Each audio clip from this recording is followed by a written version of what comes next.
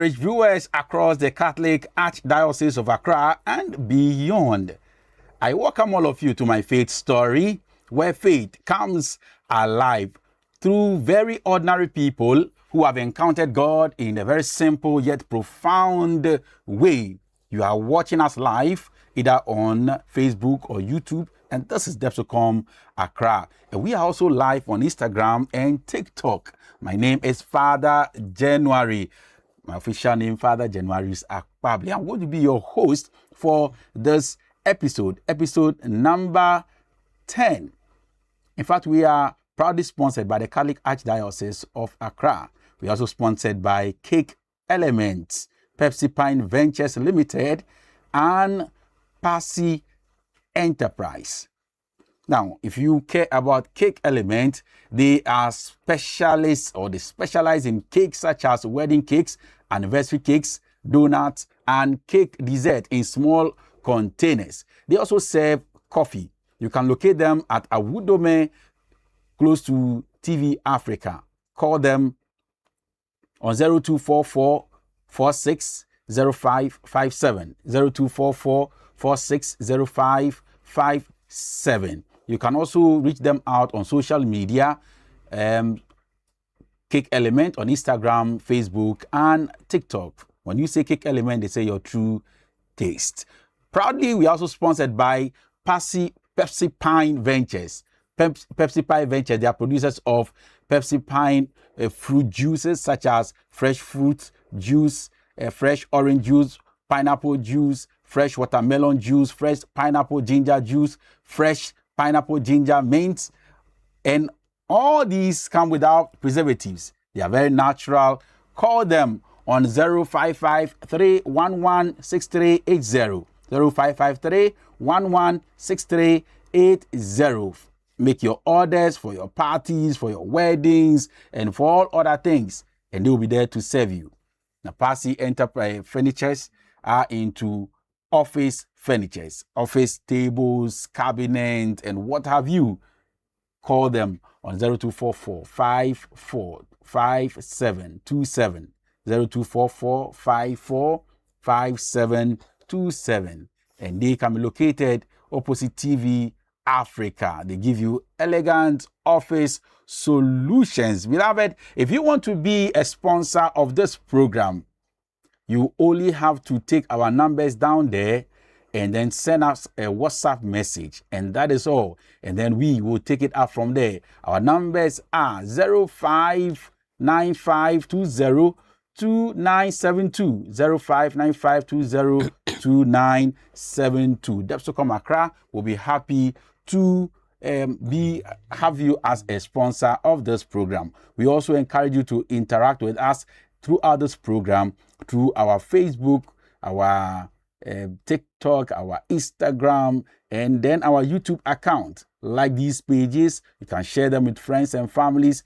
Call them and tell them it is another Thursday, and we are gathered to listen to another faith story, episode number 10. Last week, Thursday, we were not able to bring this episode because we have to be at the funeral of Reverend Father Stratov SVD. May his soul rest in peace. We're there to bring you live coverage, and I'm sure you prayed for him and you prayed with us. And so today, God has made it possible, and we have in our studio a man that is loved by many, unknown to him. And a lot of my parishioners today sent messages that, Father, tell Father we love him and we admire him, and tell him that we are going to watch him today. And many send their regards. Sister Elaine, I'm telling Father that he said, like he doesn't know that you admire him, no. But Sister Elaine says she admires you, Father Hilary. Hey, that's a Hilary. No, Father Salif. These two are very convincing. This is Father Salif with me. Fact, So I've changed my name. I think I have mentioned the guest for today. Our guest is someone known to us, known to Depsocom, known to the Catholic Archdiocese of Accra, a very young, vibrant, committed, spirit-filled priest who is still on fire, burning, and he's still working over 10 years in the ministry, and he's still working and working and working. And he's an inspiration to many young priests. He's an inspiration to many seminarians, an inspiration to many faithful of the Catholic Archdiocese of Accra. Today, help me welcome on this platform again, Reverend Father Salifu Emmanuel. Father Hilary. So for those of you who know Father Hilary, you know that the two of them are like twins. You see Father Hilary, you see Father Salifu. So they can very confusing. He should be coming next. So we'll pull him. Pull him. Father Hilary, we are calling you. We are coming for you. We are coming for you. In the next episode, Father Hilary will bring you here. Are you sure he will come? Oh, he will come. Sometimes he can be stubborn. No, send the cameras there. He will run away. You chase him. That becomes the episode.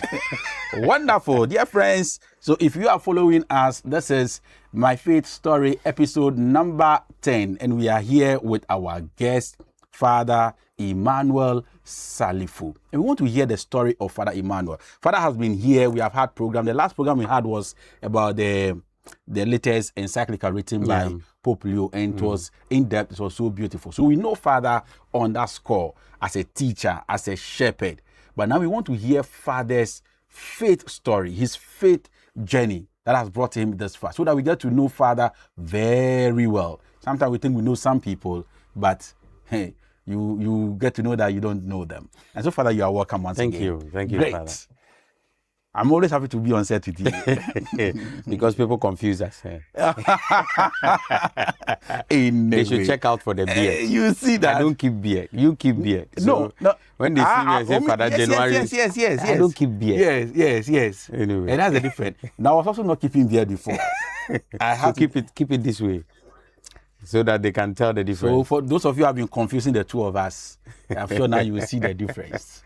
See the difference. Yeah. He's handsome than I am, so yeah. I won't talk, because if I start talking, trouble will come. Great. Father, who is Father Salifu? Who is Father Salifu that we don't know of? That's a really big question. Yes. Father, that's the whole thing we are going to explore today. Yeah. But we are taking it bit by bit. But if somebody talk about Father Salifu, Salifu. Of course, I can give some few bio data and then we'll go and deep then we'll pick it from there. I Yes. mean, I'm actually officially, for some time, until passport and Ghana card. I'm actually Emmanuel Salifu Jr. Okay, there's junior. Yes, junior attached. And at a point, I removed the junior. Because you have become a senior.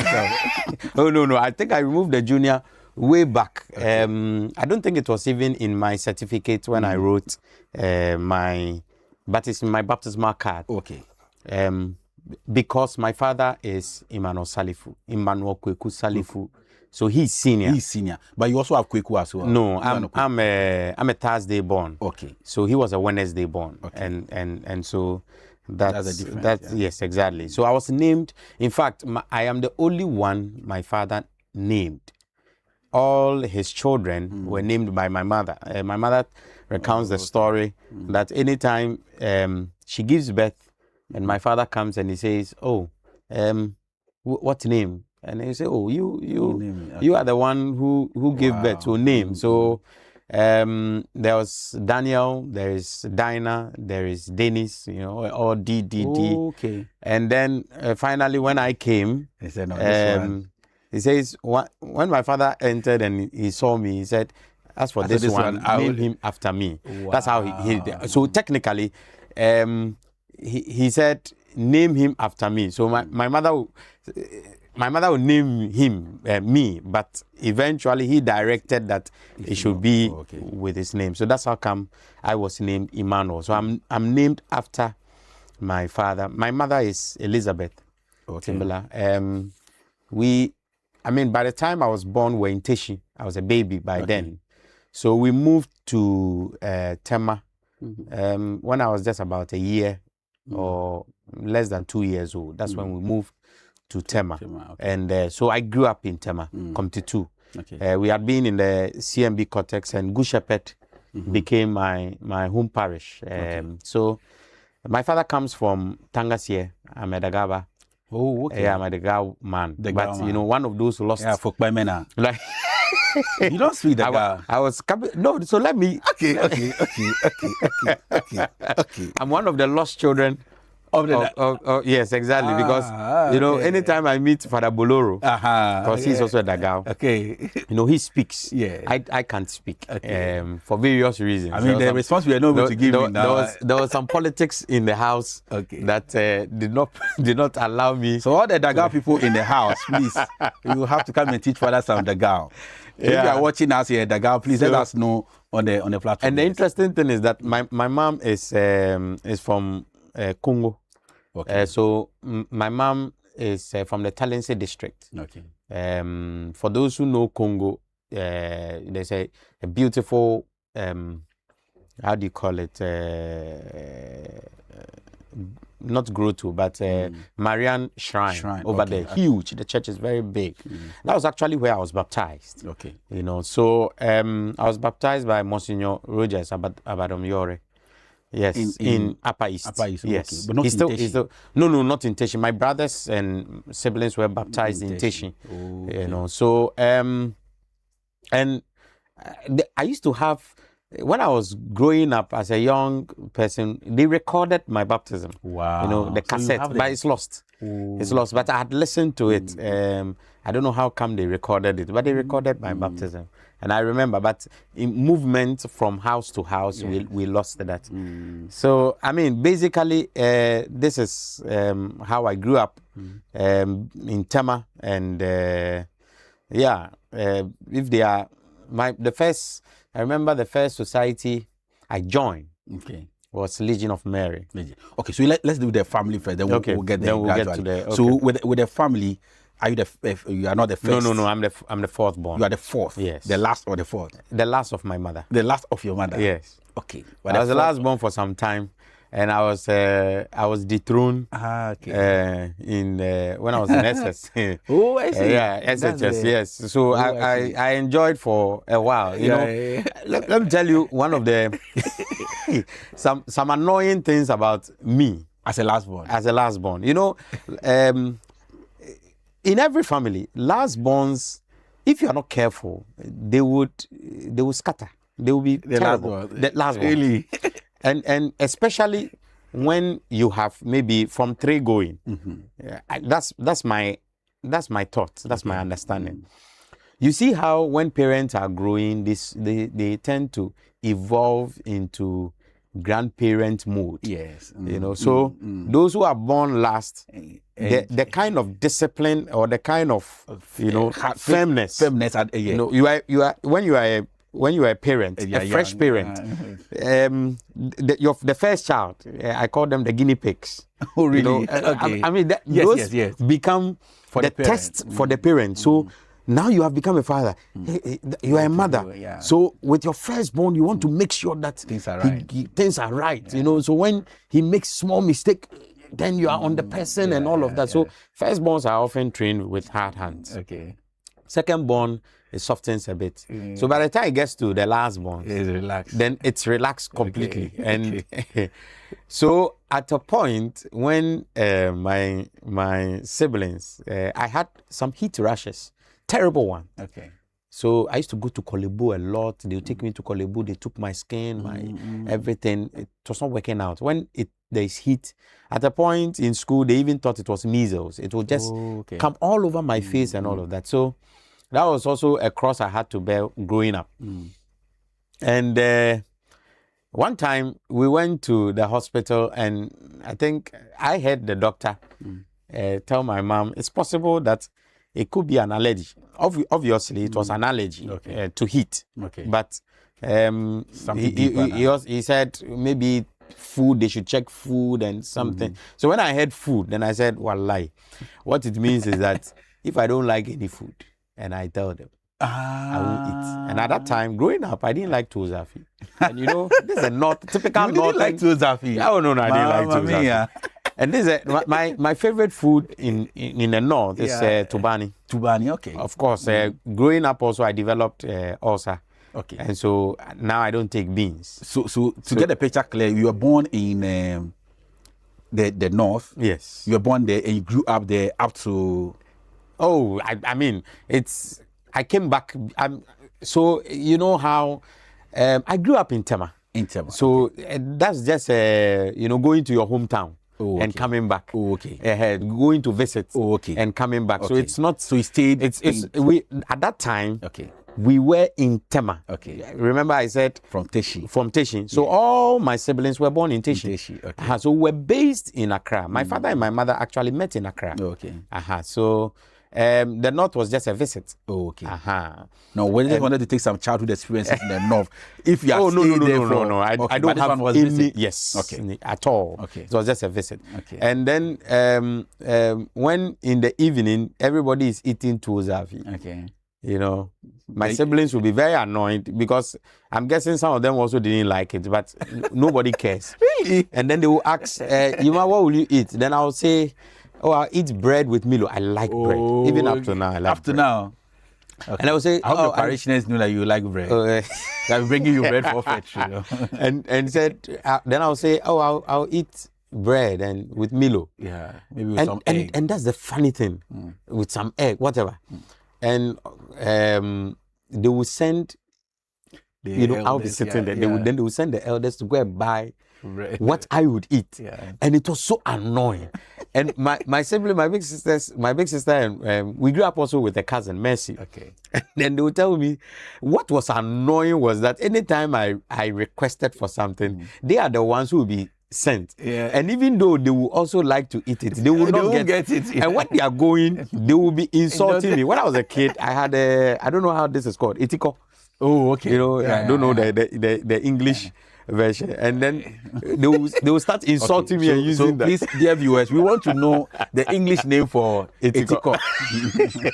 So we want to know the English name for etiko. So in case you know, please let us know. We are learning English name for etiko. I don't know. I've heard it before, but I've just forgotten. So please, those who do send not the WhatsApp and then we'll know the etiko. When we get it, then you get to understand why I said this. You know, the back of your head, like it was elongated. It was elongated. You know, when we're kids, we have what we call muguyaro. Have you seen the picture of muguyaro? Yeah. So they will insult me always, you know, and they'll be insulting me, and they used to tell me the calmness, you know. They will insult me, but I'll just be there, like I won't respond. All this, like, I mean, why are you making all this noise and insulting? They have said to go and buy my food and let me eat. That was all. So it was, I mean, growing up, I was very annoying in on that front. You know. So, but as a last born, you know. But in SS, I was dethroned. Yeah. How did that feel? Oh well, I don't think. You know, by SS, I was already mature, and at a point, I was in the same. I was the same level with my brother, Dennis. So. At SS? Yes, at the same level, like the same class? Yes. No, not the same class. Oh, okay. Different schools, but the same level. We graduated together. I see. So we became like mates, classmates. We became like classmates. Yeah. So we became quite close. Oh, okay. And after some time, but how did that happen? Actually began to look alike. You know, and I loved it because then it looked like we were twins. Oh, okay. You know, but he was always the senior brother. It happened because I think it was in GHS that my parents requested that he be repeated. So he came he was a class ahead of me. Oh, okay. Yeah. Oh, okay. So in that case, yes. So wonderful. I mean, those are some of the childhood experiences that I had in the house. How annoying I could be. Okay. But I mean, it was we lived in CMB Committee 2. We had some very interesting neighbors. I mean, growing up... Exactly what I'm going to ask you. How was growing up with other neighbors in the neighborhood? Oh, yes. Remember the Okata family. We had the Okata family. We had... in fact, let me even share this and pay tribute to one man. We buried Mr. Ekomensa. Okay. We buried him about last month, about 2 or 3 weeks ago. Okay. Now, when we were staying in Teshi, you know, my father worked with Cocoa Board. So they were always looking for opportunity to come to the flats. Because, Cocoa Board flat is in Tema, come to 2. And that's an opportunity for you because what the company takes in terms of rent is very minimal compared to what you'll be paying outside. So everybody in Cocoa Board will be seeking, And this is the man who really helped my father, Mr. Comensa, to get a place there. I mean, I'm told, my mom tells us that there was this reverend, a Lutheran reverend who worked in Cocoa Board. He was going on retirement. So immediately that happened, it meant a vacancy was coming. And Mr. Comensa hinted my father and said, get ready. Anytime we say move, then you move. So my mom says, one evening, he was there, and then my father just came. He was cooking tuozafi. And my father just came and said, pack. Say, what's happening? Say, pack. We are going to Tema. So with the tour and everything, they packed everything. So he says, the truck, the big arrow glass. Kind of truck. That's what they use. So they packed everything at the back. Everybody was at the back. My father and siblings, they were all at the back. And I was the only one with my mom because I was just about 2 years old with my mom in front. And that's how we that's how come we moved. So that was the experience moving to Tema. I paid tribute to Mr. Comensa because his son was my senior in I went to St. John Bosco, the school just beside Good Shepherd. I see. That's Good Shepherd, the school that Good Shepherd started. School. No. I went to class 4 in a chapel. In a chapel. We had the Don Bosco school. The Don Bosco school started in a wooden hall. There was a wooden hall, quite well built. But it's not a public school. No, it's a public school. So it's a government-assisted school. Of course, you know that all the government-assisted schools were started by the church. And then eventually invited the government in to pay the salaries and all of that. So that's how come it started. It started as a church school. So they used the wooden hall. And then they had dividers, where, the wooden dividers to divide the classes. So Nursery 1, Nursery 2, Class 1, Class 2, Class 3 in that hall. And then Class 4 was in today, the Adoration Chapel of Good Shepherd. Yes. That was Class 4. Wow. Yeah. Before they started. That's small. Yes. At that time, it was not small. Okay, for at that time, you are looking at the late 80s, right? Wow. You are looking at 1888, 89. Wonderful. So that time it was quite sizable. And then they started building what is there as the school now. Yes. So my siblings were there. So they started building it like that, and then so wow. It was a beautiful experience. Okay. So I want to know, growing up, your parents were Catholics? Yes, both were Catholics. Both were Catholics. Okay. My father was I could say that as far as my father's family is concerned, he was so to say the originator of Catholics. His generation. Let me put it that way. In my father's side. Okay. But my mother's side, her parents, my grandparents, were Catholics. Catholics. Okay. Were Catholics. So very strong Catholics. There's a very interesting story linked to my priesthood. Okay. Let me put it that way. Okay. We want to hear that. My grandmother died 3 years ago at the age of 103. So when they were growing, my mother is the first surviving born, but there were other children before her, and they were all dying at birth. We suspect my grandfather died very early, so we suspect that it was sickle cell.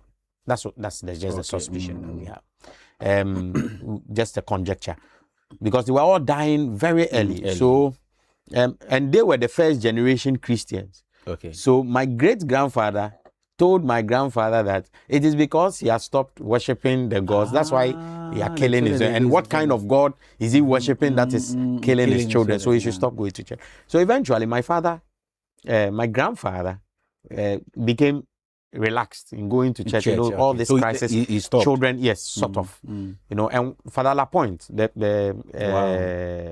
do you call it? New name, Lapointe. Yes. How do they call them? The white fathers. He was a white father. You know, the white fathers evangelized the north. So he came to the house to ask what's happening, and you are not coming to church. And he narrated and said, but that's the problem. I'm giving birth first. He died. Second, he died, and all of that. So Father Lapointe took my grandfather, my grandmother, took to the chapel, and they prayed. And the story narrated by my grandmother and my mom is that he made them take a sort of an oath on the altar that the child that would be born, you know, will be a child dedicated to God, sort of. So my mom was that child. At a point, my mom recounts that when she was young, she used to have convulsion. Was very common at that time. You know, so she was you know, having convulsions a lot, and my grandfather went to warn, told father that if this girl dies, forget Christianity, forget Christianity. No, you know, that would be the end. You know, so my mother survived. And so my mother actually was in the convent, lived with the sisters for some time, you know. So my mother is very, very Catholic. You know, she taught us some of the prayers she learned from the convent. So my grandmother, and this story I knew after I became a priest. My grandmother believes that my calling as a priest is as a result of that vow, dedication. That dedication. That's what she believes, of course. So I mean, that's the story behind. So it. now you also become a victim of somebody's. Well, there's even a story about my birth.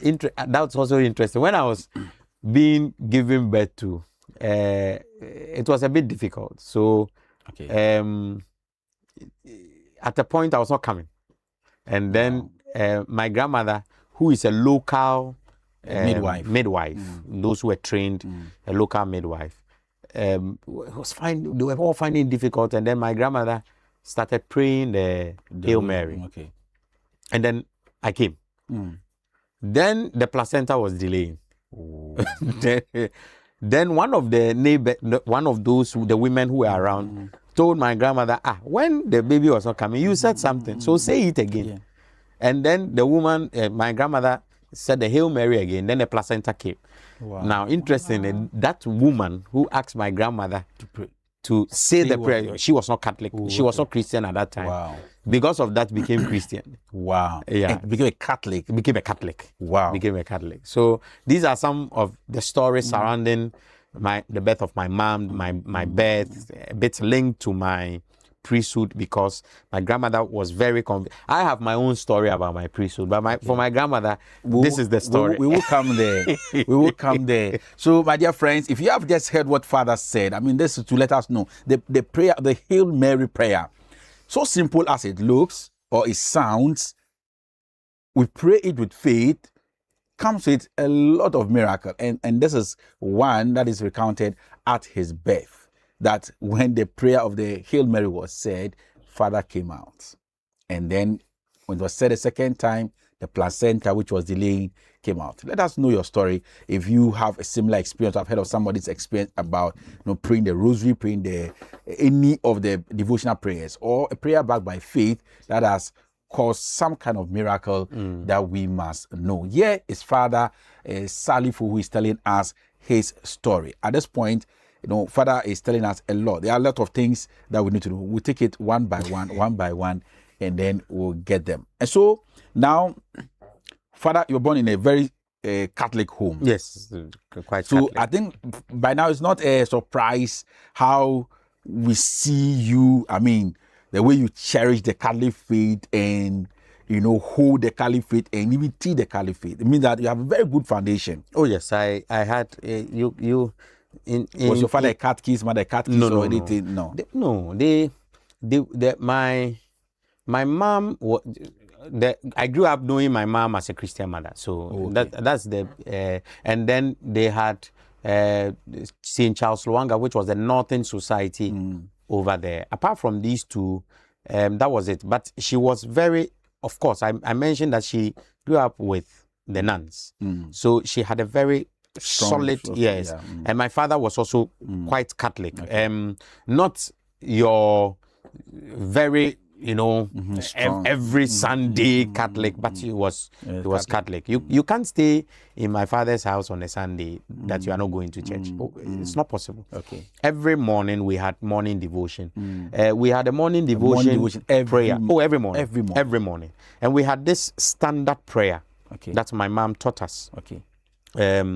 Oh God, I thank you for keeping us safe throughout the night. Oh Jesus, I offer you all I shall do or say or think this day. Oh Mary, my mother, pray for me. Dear angel, whom God has given to me, be at my side this day, that no harm will come to me. Bless today all who are dear to me, my parents, my brothers, and my sisters, the companion of all my play, all people in need. Help me to sow love wherever I go. And after that, and you still remember this prayer? Oh, I mean, and you say it till now, Father. This is a prayer you are every day. You are born into. I was the last one. So by the time you come, this is a liturgy. Okay, it's a liturgy in the house. Yes, it's a liturgy of the house. So we start in the name of the Father and of the Son and of the Holy Spirit. We start with this prayer, and then we continue with thanksgiving. We thank and praise you, Lord. Then you mention the intention for the food we eat. Then the rest, we thank and praise you. Then the rest will respond. We thank and praise you, Lord. So whoever is leading the prayer, so let's say my elder brother is leading the prayer. When he is leading the prayer and he raises the first thanksgiving prayer, then the second born would take. Then the third, then it continues like that. If my father does it, then my mother will continue. Then it goes. If I am leading, then it goes ascending order. Then my senior brother will then like that. So after all of that, then the leader would say a concluding prayer, then or a wrap up of all the prayers. Then we have the Hail Holy Queen, and then the final. A blessing. And there were days that we were having Bible sharing, but school and all of that was making it difficult. So the Bible sharing eventually became only on Saturdays. But this prayer was every day in the morning. It was a liturgy. That was a template. My father later on introduced, and it didn't have Our Father, the Lord's Prayer. So my father said, no, we can't be saying this prayer without the Our Father. So he insisted we put Our Father somewhere there. But this was our house liturgy. And this is how we grew up. I mean, and the evening, a similar liturgy, but without the morning one. So a similar, we thank and praise you, Lord, just like that. Everybody would have to, you are not permitted to repeat someone's thanksgiving. If I say, we thank and praise you, Lord, for the food we eat, you are not permitted. Nobody should repeat that. There's so much to be thankful for. That was the rule. You know, so, I mean, I grew up very Catholic. Rosary, I knew how to pray the rosary before I went to catechesis. Because you are born into it. So in the evening, those times, GTV used to close at 9 o'clock. You know, so and Akan drama was at 8 o'clock after news. You know, there was how did they call it? The Captain Planet. No. Oh, Captain Planet, I think was later. So I see when it was 8 o'clock. And Akan drama was the only, you know, we had Akan drama, we had Ewe drama, and all of that. So it was the only entertainment. And it was at that time that my mother would come and say, let's pray the rosary. And I mean, the rosary is not a 10 minutes prayer. The rosary is quarter 20. Even the 20, the way my mother prays the rosary, the family prays the rosary. After every decade, there's a song, a Marian song. So we use 30 minutes to pray the rosary. By the time we finish the rosary, the Akan drama is finished. And anytime when she comes, she will just enter and say, Kimnakatipo. Then we are dead. That's my mother's language. Which means come and let's pray. Oh dear Lord, we know you know. But this is, I think, the foundation to what you have become today. When you are a child, when it comes to prayer and all of that, when you're sending a child to school, he doesn't even like it. Yes. When you say do your homework, is we children naturally, what is essential they may not like initially. So it is up to the parent, and that's what happened to us. To insist. And my mom will insist. Look, growing up, if we had visited, my mom doesn't care. He doesn't care your religion or your whether you're a Methodist, Presby, whatever.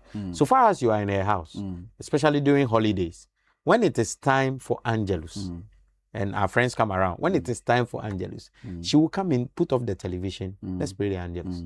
So, but they will learn. So they are in the house of a Catholic. They will learn.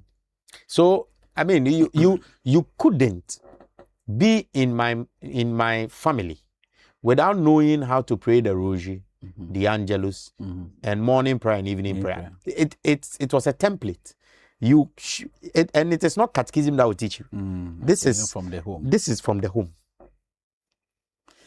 So for those of you who are watching us, if you're a parent, if you are perhaps a son or a daughter, a child in a family, and you are wondering, you are just married and you are thinking, how am I going to run my home?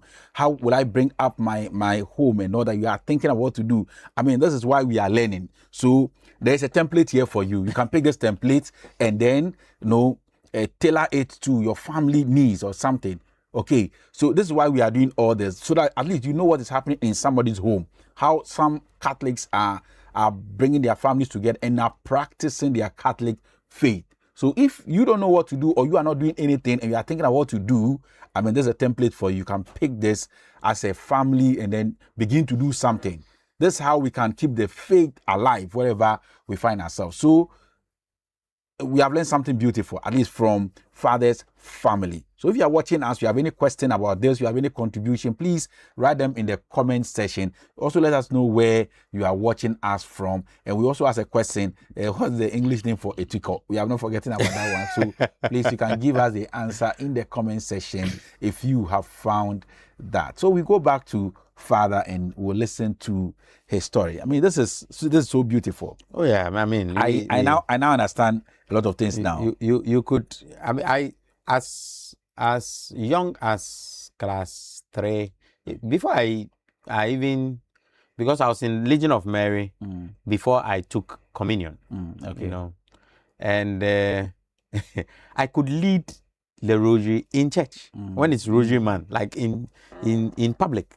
So Good Shepherd, the church, you stand there, say legionaries, and we the kids, will be leading the Rosary. Why? Because you have been praying it almost every day. So it's not the mysteries and all of that. Eventually, it just enters your head. You may not even need a booklet. At a point, I think now, sometimes it becomes a bit fuzzy in my head. Okay. But generally, for a very long time, I could pray the litany without looking into the litany of the because it's over every day. So somehow it will just register. So okay.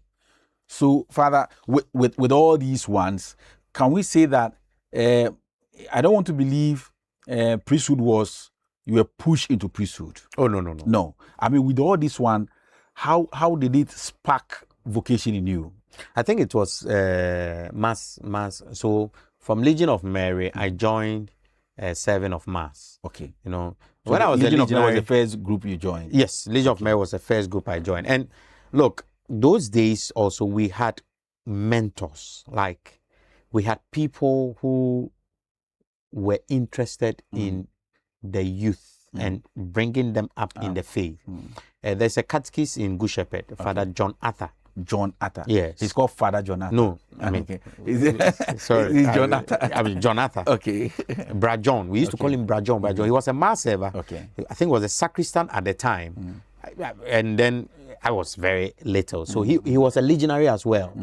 So at a very tender age, I've even forgotten how young I was.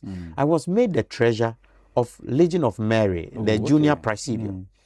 And I have to keep balance brought forward, secret bag collection, the balance, then balance carried forward. All of this I was taught. And I don't think I was in upper primary. I'm not too sure. or perhaps I was just in class 4. And I was responsible for keeping the statue, the Vasilion, the cloth. Okay. So there was a bag, and then I'll fold it, everything, take it home. When it is time for Legion of Mary meetings was on Saturday evenings around 4 o'clock. Then my mom will arrange everything, and then I'll set off and come set it up, set up the meeting. Then we'll have the meeting. After that, I pack everything and send it home. So I was in charge of that. Plus the secret bag collection. I remember the secret bag collection was very often coins, right? So when the coins becomes very, and I was keeping the money. I was the treasurer. So at very young. So when the coins becomes a lot, then my father will change it into notes for the society. You know, so I mean, these are all parts. And then I became a mass server. Okay. Under the late Reverend Father Peter Badu. Peter Badu, okay. So it is under him that I became a mass server. Okay. When I was in Legion of Mary, when I was very tiny, there was Father Tree. But Father Tree, I was very tiny, so I don't have a lot of memories of Father Tree. But Father Peter Badu, I served. And then Father Campbell came when I was in upper primary. I think class 6, when Father Campbell came to Good Shepherd. And I think that it was during the period of Father Campbell that the desire started growing. Okay. You know, because serving Father Campbell, at that time, Good Shepherd had 23 outstations. 23? Yes, all the way to Adan. Okay. Adan was our outstation, Ningo, Pram, all of that. Dodowa, Ayikuma. Oh, okay. All those areas. And for how many priests? Yeah. Oh, there were 2 priests, maximum 3. Yes. Okay. 2 priests. Father Emmanuel Nate, there were quite a number. Father Asagba was assistant at a point in Good Shepherd. There were quite a number of priests who came. So all the way, Doyum, all the way, 23. So gradually, as the church developed, so I remember as a master, you say we are going Sunday, we are going to the house station. You could sleep, wake up, and we have still not reached where you are going. Because we are going to Adan, and maybe we'll stop at Pram or Ningo for one mass and go to Ada. So we could do sometimes 2 or 3 and then we'll return. And when you go like that, because it was a bit far, when you go, you come back in late afternoon, maybe around 2 o'clock or something like that. So with Father Campbell and with the manner, the work, you know, as a mass server, you get the privilege to follow Father. I remember there was one, when I finished GHS, there was one experience, went for morning, just simple morning mass. And after mass, Father said, oh, there is what was it? Was it a funeral or a wedding? One of it. And then after the funeral, he said, oh, we have to go and bury it was a funeral, bury the person in Osu. Meanwhile, my mom just knew that I had just gone for morning mass, you know. But that time, I mean, if you are not home, there was only one place you would be. You'll be okay. In church. Okay. So she was not worried. This was not a time of mobile phone. So I followed, went to Osu Cemetery, buried the person. Then Father sent us to a woman was celebrating, I think 100 years birthday or so. Then when they prayed for the person, then went to the leprosarium. Yeah, okay. You know, cured lepers because Father Campbell. You know, before we returned, so we returned home around 4 p.m. You know, so when I got to, my mom said, "Oh, what happened?" So I narrated all. So all of these experiences made me just feel this work I want to do. So to a large extent, I think the ministry of Father Campbell sparked a certain yearning in me. So as far back as class 6, whenever we're told your career, you know, we used to write either myself or what do you want to be in the future. It was always, I want to be a priest. I want to be a priest like that, GHS. And so that's how come I chose Pope John. But at that time, was it so clear to you what the priesthood was? Yeah. Oh no, I just knew I just saw what Father Campbell was doing. I've served Father Peter Badu, so I appreciated the priesthood in terms of the sacraments and its celebration. With Father Campbell, I got the opportunity to see the priesthood a bit outside the sacraments. you know, with the leprosarium. We will go to Sisters of Charity as young people to clean and all of that. So he exposed, I think Father Campbell exposed me to the other side of the priestly life outside the sacrament. But still, it's not really clear. Like, I mean, it's like a child who has seen a medical doctor and admires the medical and wants to be a medical doctor. That was how it was for me. And that's how come I chose Pope John. Also because you had the likes of Father Raymond. Father Raymond is a senior. I mean, when I was Father Raymond were the senior guys. Seminarian. No, okay. So at the point, yes, seminarian. At the time, I became very conscious. I think Father Raymond was almost entering the seminary. Yes, and then so all of these, he had gone to Pope John and all of that. So you also follow. Just follow that path. You know. So that's how come I chose Pope John Seminary. And I went to Pope John Seminary. So in Pope John's, looking at where you came from and then what you met in Pope John's, did you have any surprises? Of course, secondary school, there are crazy stuff there. You know, I remember the first time I was exposed to pornography was Pope John. Really? Oh, it was crazy.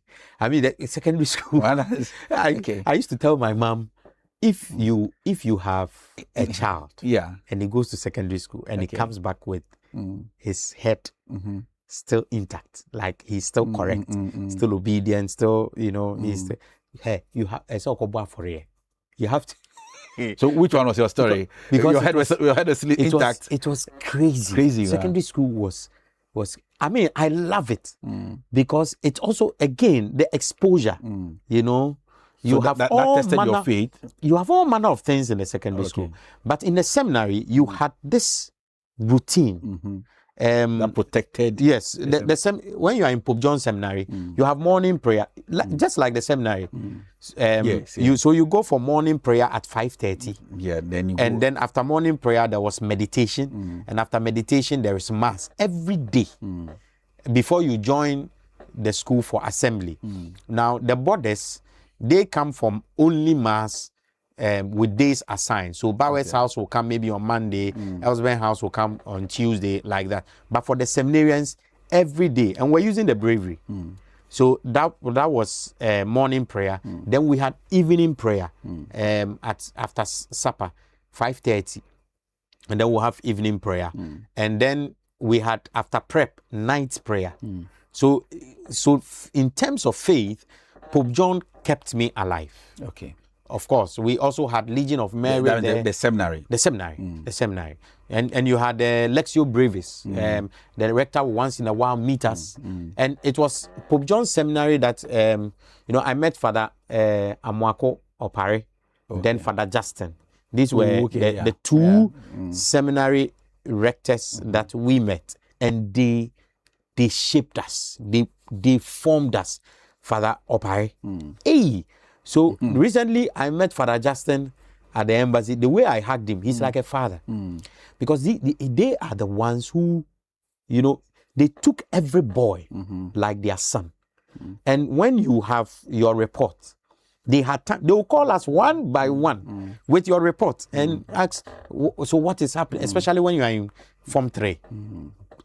You know, so you had, of course, then you had also the exposure of when we go to class with the boarders. So in terms of class, there's no separation. But the seminarians eat alone.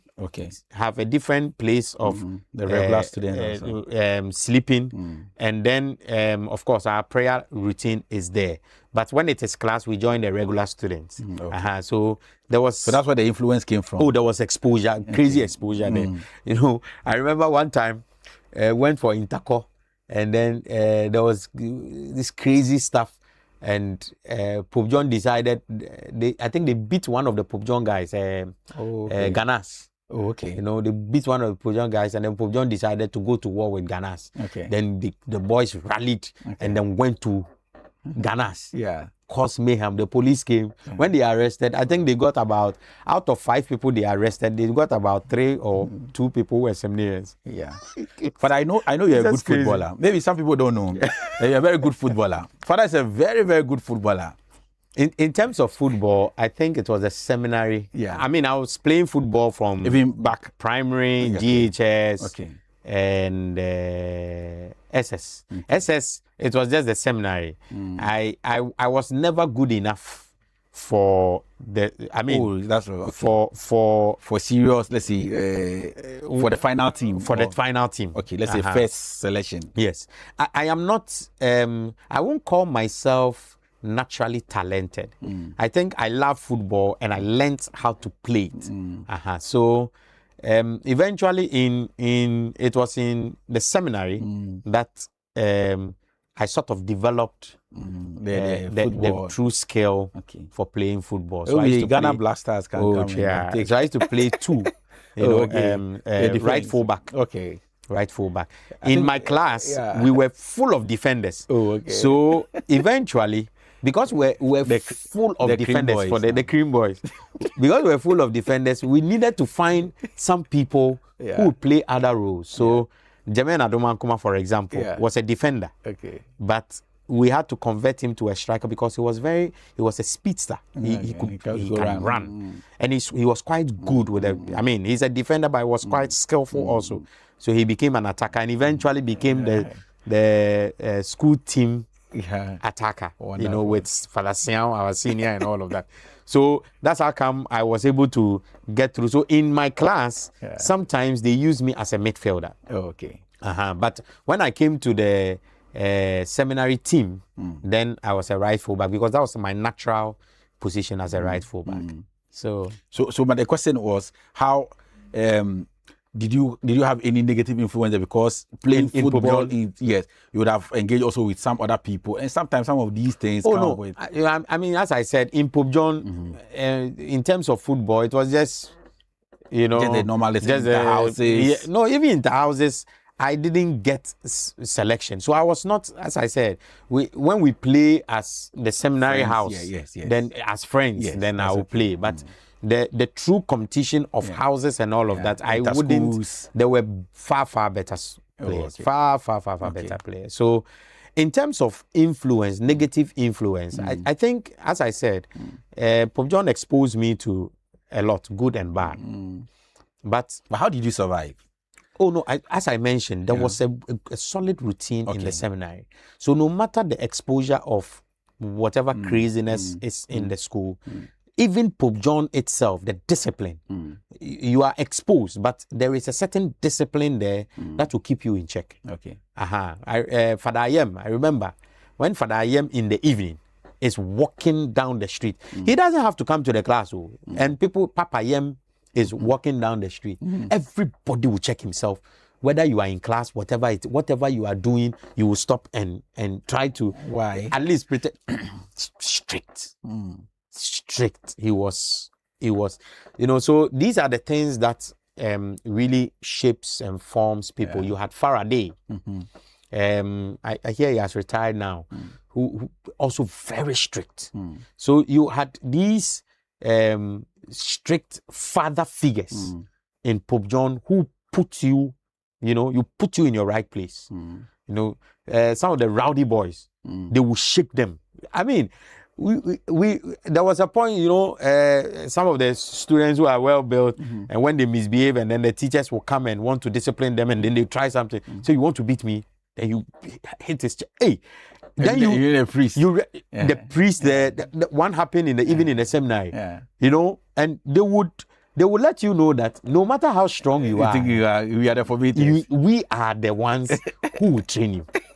And I think that is what is lost now. That's how come. We are hearing a lot of craziness in SS now. Because at that time, the kind of teachers we had and the authority that they had, they wielded. Even if you were stronger than them, you were afraid of the authority. Because the authority is not just the one who is standing there. The authority is a system. So even if you can beat the teacher, you have to think twice of the consequences that touching a teacher would bring upon you. Where did we go wrong? You will collapse. Where did we go wrong? That's what I'm saying. Once education becomes political, a tool, and then politics enters, and then we have all these rules. No, teachers, you don't have to discipline and all of this and all of that. You know, of course, there were excesses at the time, but you don't use. One or two. You don't use exceptional cases. You deal with exceptional cases, and you bring to order those who are supposed to form and have exceeded their authority. You bring them, and there was always a way of disciplining adults. They were never disciplined at the sight of younger ones. You know, because it emboldened the younger people. So before you realize, the person is out of the school. They were always disciplined, but not in a way that would empower the young person to keep fooling. So for me, I think that we should have dealt with these isolated cases, put a few measures that would, but keep the discipline, give the authority to the school, to the teachers, to discipline the children. I think it just makes me remember, you know, what we learned in school about paternalism. So taking away that authority from the people who are not the original parents of these children, take away that role of being paternal to the children. Standing in not just as a teacher, but a father figure. Exactly. You know, trying to put the children right. Now it looks like every teacher is afraid of the student. Hey, I don't want any trouble. I don't want any trouble with the government. And the parents also have contributed because, look, when I was in catechism, the first time we went to catechism, Father Peter Badu welcomed all of us. We had to meet all the catechumens and children who were there fidgeting. Hit you, hit me, hit you, hit me. And then Father Peter saw us. He sacked us here. He made us stand, spoke, and then drove us out. I mean, my elder brother was there, so he is there. If I go home, what am I going to say? He said, why have you come early? Father sacked you. Are dead. Father sacked you. You see, at that time, when authority punished you, the how do you call it? They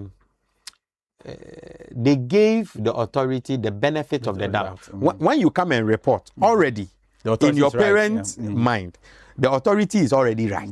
So, if truly the authority did something wrong, you have to prove that you can't go to your parent and say, "Ma teacher Asheme." The next question is, what did you do? What did you do? Why? Because you, in your parent's mind, he is giving the benefit of the doubt to the authority and saying, authority will not whip you without. And if you say, "Mama, the next thing is, what do you mean why you see, again, benefit of the doubt. And if you insist, then your parent now says, okay, bisa. And when the parent is going to ask, still he has in his mind benefit of the doubt. So when he goes to the teacher, he's saying, as him see by no say you beat him. What happened? That's how they ask the question. Because they are giving him the benefit, then he recounts. Today, the benefit of the doubt is not there. So immediately the child says, the parent just goes to the teacher. You see the problem? The problem is that you take out, so go and find out. Hear the other side of the story. After you have heard the other side of the story, if you think that the teacher overstepped, that's when you deal with the teacher in conversation and say, no, but you don't do it this way. I know my son erred, and you don't do it in the company of your child. You see, and it is all these ethics that I think by letting go, we have exposed our children in this direction. Okay. Good. So I think we are learning from that side, and then at the same time, we are looking at the faith story of Father. And so, Father, you went through SS. I mean, with all the challenges, difficulties, and all that you went through, and then now you find yourself to be ordained. Now, was there any point in time in your life when you thought, I don't want to be a priest anymore? So, as I mentioned, I chose Pope John because of the seminary. So, at the latter part of Pope John, around Form 3, then doubt setting. So I remember at that time, by the time we went to Pope John, it was Father Uduru Afe, the late, who was the vocation director. Okay. When we were finishing, it was Father John Amwa, who was the vocation director. So he brought us, and funny enough, Father John Amwa was the assistant priest at Good Shepherd, my parish. Okay. When he was a vocation director. When he was the vocation director. So they brought forms. You know, when you're about to finish Pope John, they asked, whether you will continue or not. I wrote maybe. I was not certain at that time. So, and at that time also, when you finish SS, you had to wait for a year before you can go to the university, because by the time you finish, the university opening would have come at the time when your results are not in. So only those who wrote in Form 2, you know, those who register in Form 2 and write, they were the ones who could, immediately they finish Form 3, continue to university. Otherwise, everybody, the standard was you wait for a year. So within that year, I volunteered as a sacristan in Good Shepherd. Okay. So I'll go in the morning, prepare the place, after mass, spend some time in the Adoration Chapel, and come home. That was my routine. If there's some work in the parish, I'll do it and all of that. So that was what I was doing for almost a year. But when the results were about to be released, that was when it became now I had to confront my future and ask, what next? Where am I going? University or seminary? So that was a period of discernment. And this is how I discern. And this is on hindsight. Some of these things, you recount it from hindsight. But in the motion, as I mentioned, I had a routine when I go to the adoration. Also because when Father Campbell came to Good Shepherd, he encouraged adoration before the Blessed Sacrament for every parishioner, at least 1 hour a week. Be with the Lord in prayer, 1 hour a week.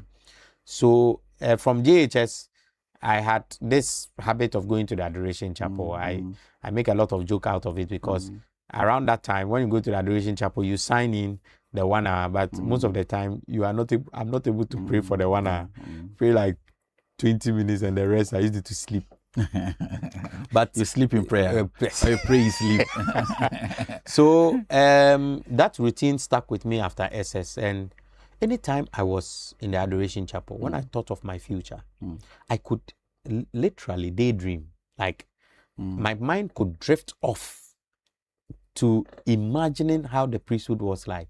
I'm a priest, I'm going to celebrate mass like that, like fantasies. Like fantasies, you know.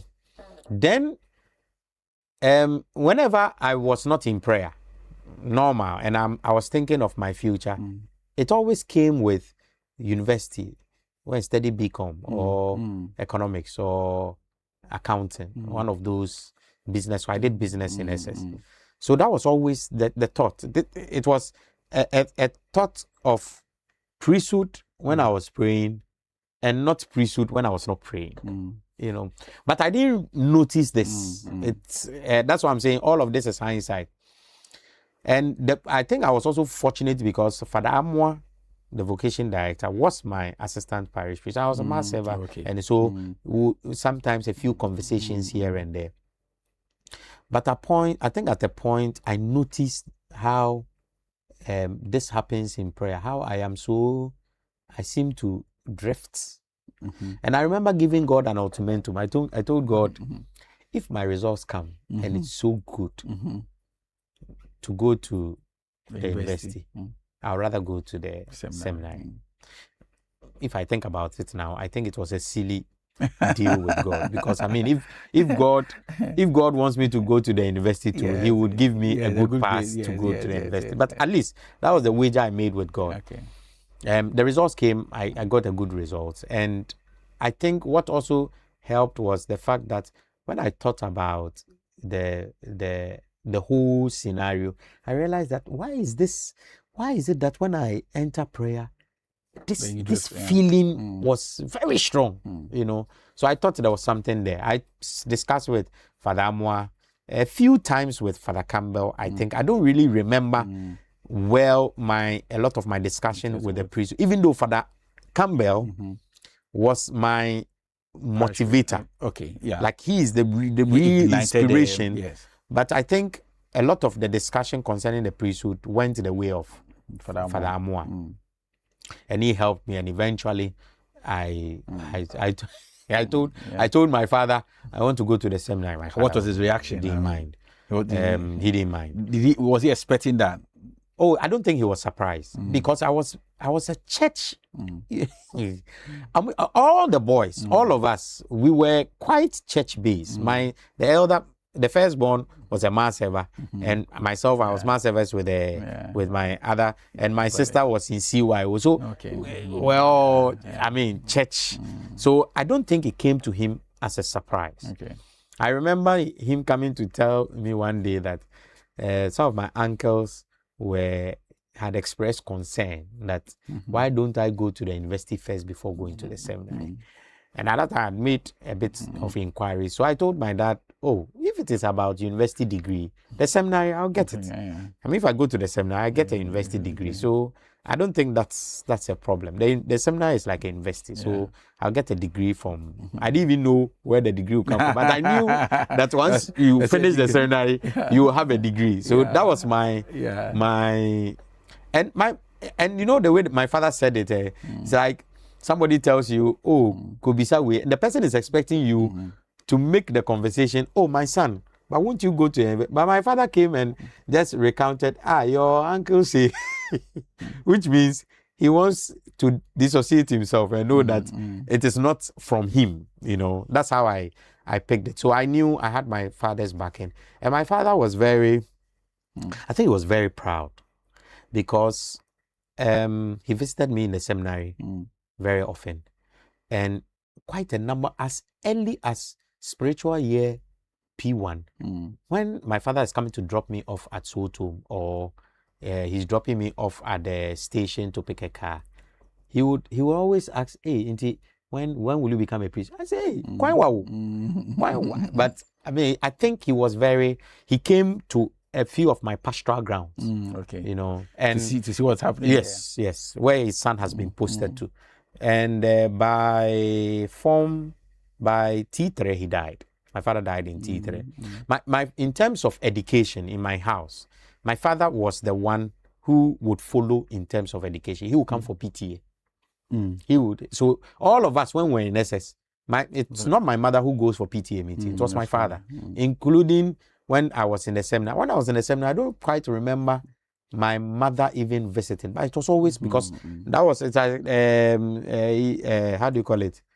Sharing of responsibility. My mother is the one who do the cooking, and my father is the one who do the visiting and bring the food and everything. So that was basically. So that's how come I entered the seminary. That's how I discerned my vocation and entered the seminary. So I mean, basically, for me, if you ask me about my priesthood, two things I would say. First is the character or the ministry of Father Campbell. Second is the church and how I offered myself in service eventually opened my eye to the calling.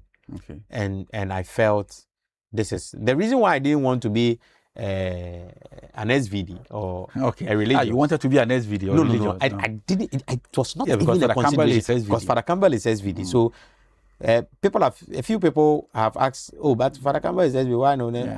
Two things. Number one, I never thought I could speak another language. Oh, okay. So language was out. I just felt to be a religious language. Number two, to be a religious, you must be willing to travel and live outside your country, and I didn't want that.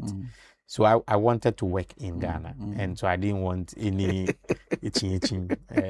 So that's how come I went the diocesan way. And I'm very. I think for silly reasons I made certain choices, but if I think about it now, I realize that within all of that, it's like no matter how silly the reason is, God used it to bring me to where He wanted me to be, basically. Okay. You love singing. You love Jama. Let me put it this way. Where is that inspiration coming from? From mother's side or father's side? And I don't really think. I think it's coming from any of your siblings sing also? Oh, you were not part of the choir when you were when I was young. Yes, you were the St. John Bosco choir. So you see, I was the conductor. You see. Okay. So music has. I love music since my father used to play. We had Jimmy Reeves, the old time songs, party and all of that. So songs were really, your father sang? No. He didn't sing, but he loved songs. Okay. He would always play. He had a record those days, and then eventually we moved to cassette and then to CDs and all of that. So my father bought, what's his name? Is it Kwekusa? No, not. I've forgotten his name. Sapon. I've forgotten. Series, Wamane who okay. I forgotten the name. I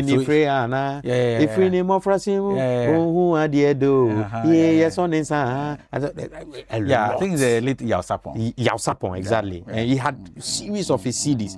And on Saturdays, we would just slot them in and we'll be playing. So in GHS, I was a conductor. I have a picture of me conducting the school choir. Oh, I see. And I used to play the drums for at first it was bell. There was in GHS there was a bell that you ring for assembly, break time and all of that. At a point, I think in the 90s, they changed it to talking drum. Yeah. So you had to go and play the drum, and by the sound of the talking drum would tell people that we are at assembly. So I became yes, I was playing the drum. So when you go there, you had the bass and the light one. Then I remember the sound very well.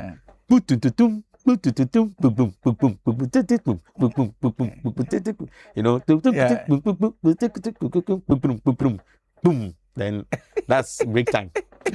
So the two drama. Yeah. So I used to play that for the school. And then SS, we had a group, myself, Kofi Che, Father Hilary, Father Duku. Father Duku is marvelous drums. With the drums. And we called ourselves the Ngozi group. So where for that name?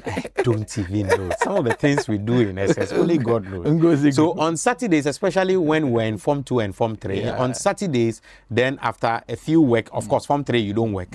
So we'll be rehearsing. There was one time in assembly, in worship, the whole school Sunday, the Ajax, they were not playing it well. Then Father Ernest Opai. Okay. I don't know whether it was Father Ernest or Father, I've forgotten his name. Father, I mentioned his name earlier. Then he said, tell them to stop.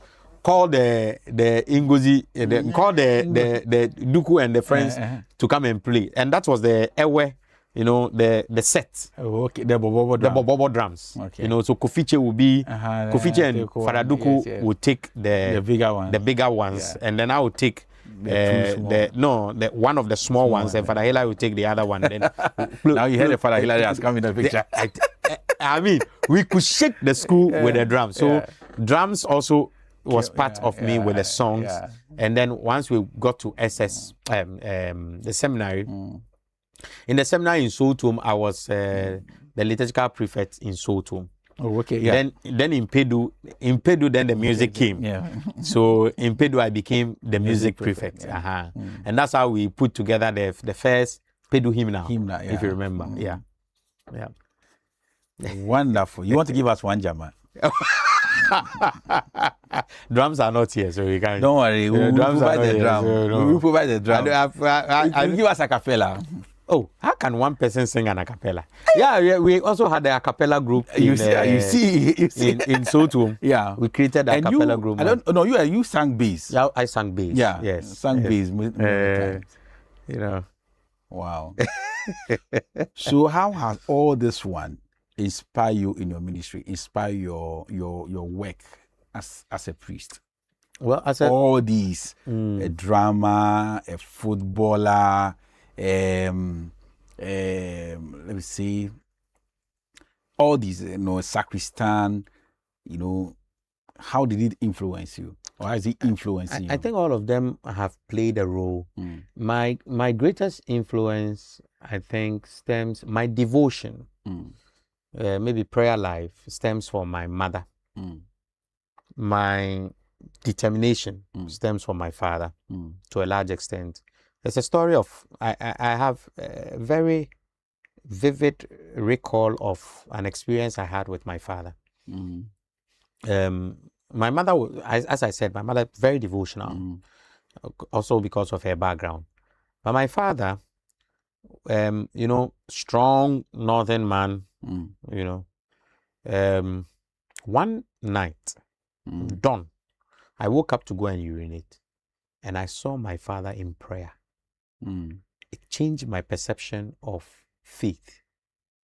You know, this, as I said, my father was not a regular Sunday church goer. Some few Sundays he would not go. But my father had a certain respect for God, and we reared sheep. Okay. And on Christmas, in fact, throughout the year, my father is always rearing, and he will isolate immediately the sheep deliver.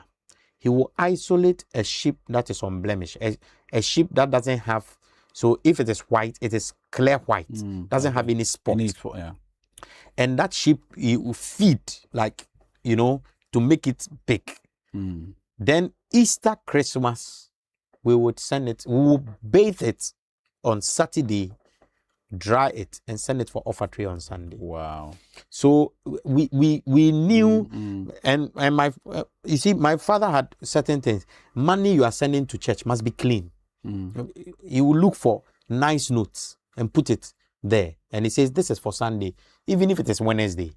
So some of these things we realize that when it comes to God, you must be very intentional and particular. So these things I picked up from my father. When I saw my father in that mood in prayer, it just made me feel, wow. Yeah, I know my mother prays, I see the Lord and all of that, but to see such a person who I feel is strong and all of that, break down in prayer like that, then you realize there's something big in the world. Okay. And so that really changed me. And my father was a hard worker, was very, my father never touched us, but he just has to look at you one. And Kwasiasema Wudi now be jai one time. It was, my father had this discipline with him. It was incredible. His personality just enters the room and everybody checks himself. So some of these things played a role. A sacristan, you know, you become conscious of the linens and arrangement. As young as I mentioned, as young as I was a legionary, I was in charge of certain things. So you learn how to put things right where they are supposed to be. You become very conscious of certain things. They have all played a role. The fun side of it is what makes you know, you'll be able to relate with the youth. You know, and flow with them. Jama, hey, then we are all going and all of that. When I became a priest in Pehe Dinri, myself, Father Kujo was the youth Dinri chaplain, and I was his assistant. And we had some powerful times. We organized so many programs. And all of this comes in there, you know, with the youth in Pehe, they are playing, you are part, and all of that. They are playing football, you are also playing. So all of that becomes tools, essential for evangelization and for impacting on the lives of the people. Okay. But do you have a quote that guides you? On my ordination flyer, I chose I wish I could share, it's 1 Peter. I wish I could share in the suffering of Christ. Yeah, so that was I was thinking about what to do and all of that, so what to pick, and that was what I leaned on. Yeah. What to inspire such a choice? In fact, having read, you know, Catholic spirituality, the closer you get to God, the more challenging the more challenges you face. And you look at all the apostles and all of that, and you see the the difficulties they face. So it would seem like if you want to get closer to God, you must brace yourself to like Peter would say, if I can have some share in the suffering, I'll be glad. I mean, you go to the Acts of the Apostles, you see when they are beaten, they come back and they are rejoicing. So it was scary, but I was also thinking that this is perhaps the path to holiness. Okay. My greatest doubt of becoming a priest occurred when one of our mates stopped. I won't mention his name, but he stopped. At what stage? That was after pastoral year. Oh, okay. Almost a priest. Almost a priest. And this is a mate we admired. I admired. He was someone, if I look at him, I would say an ideal priest, compassionate, very caring, very meticulous.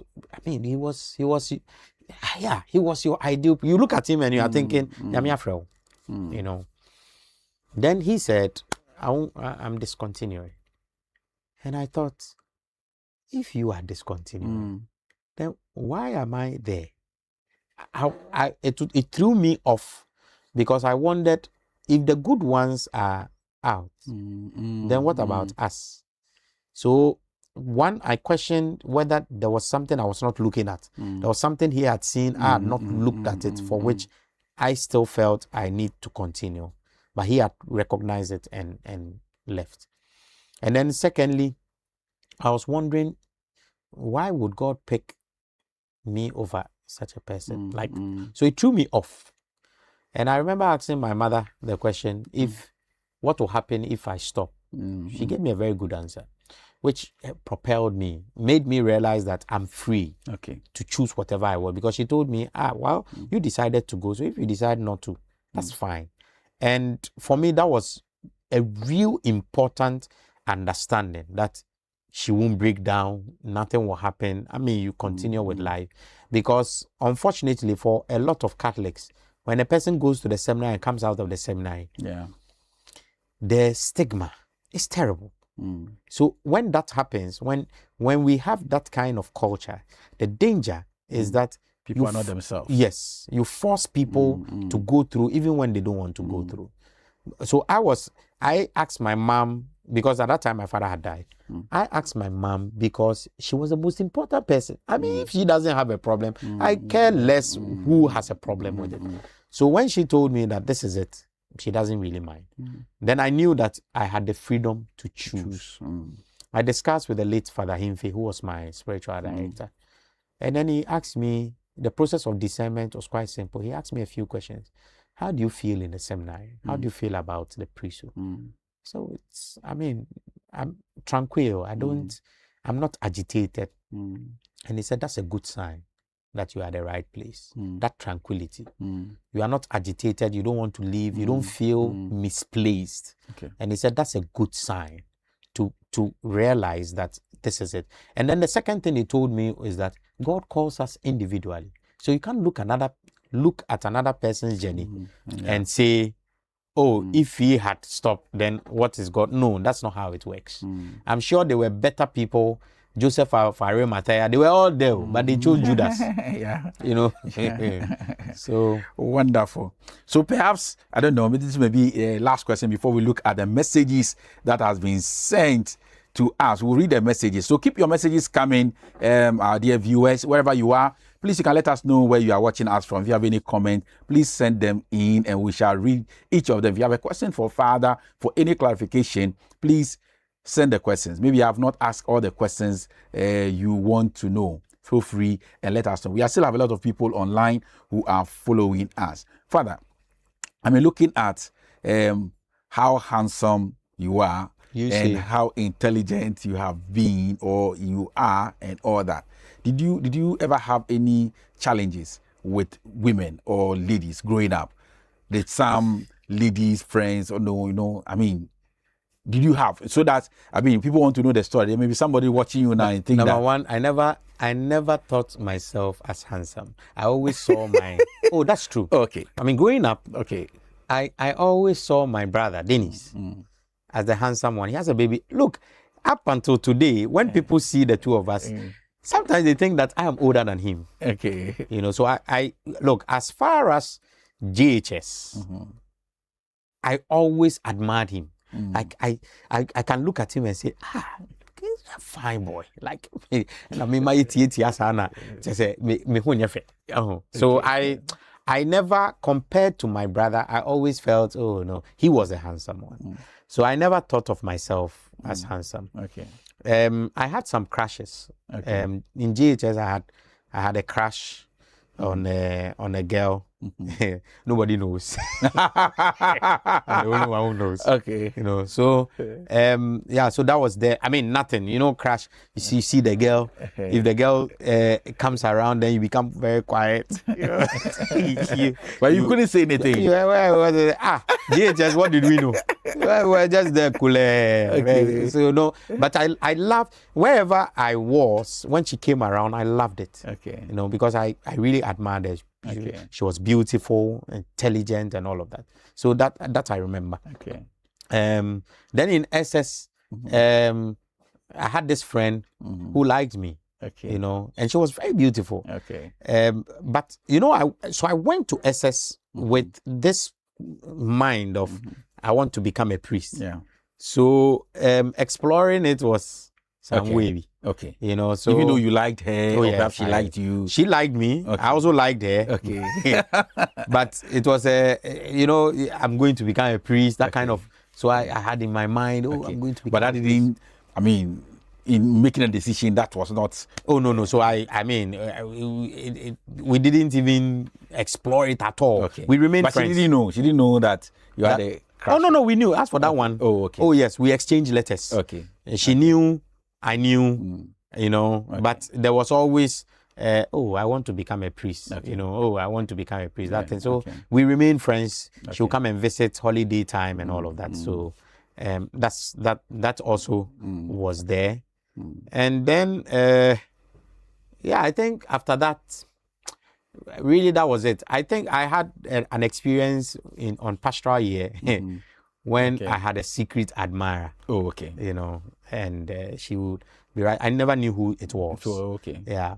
One of my classmates knew, but he said, you know, the person has maybe confided. You have a lot of secret admirers that you don't know. The person has confided in him, so he couldn't.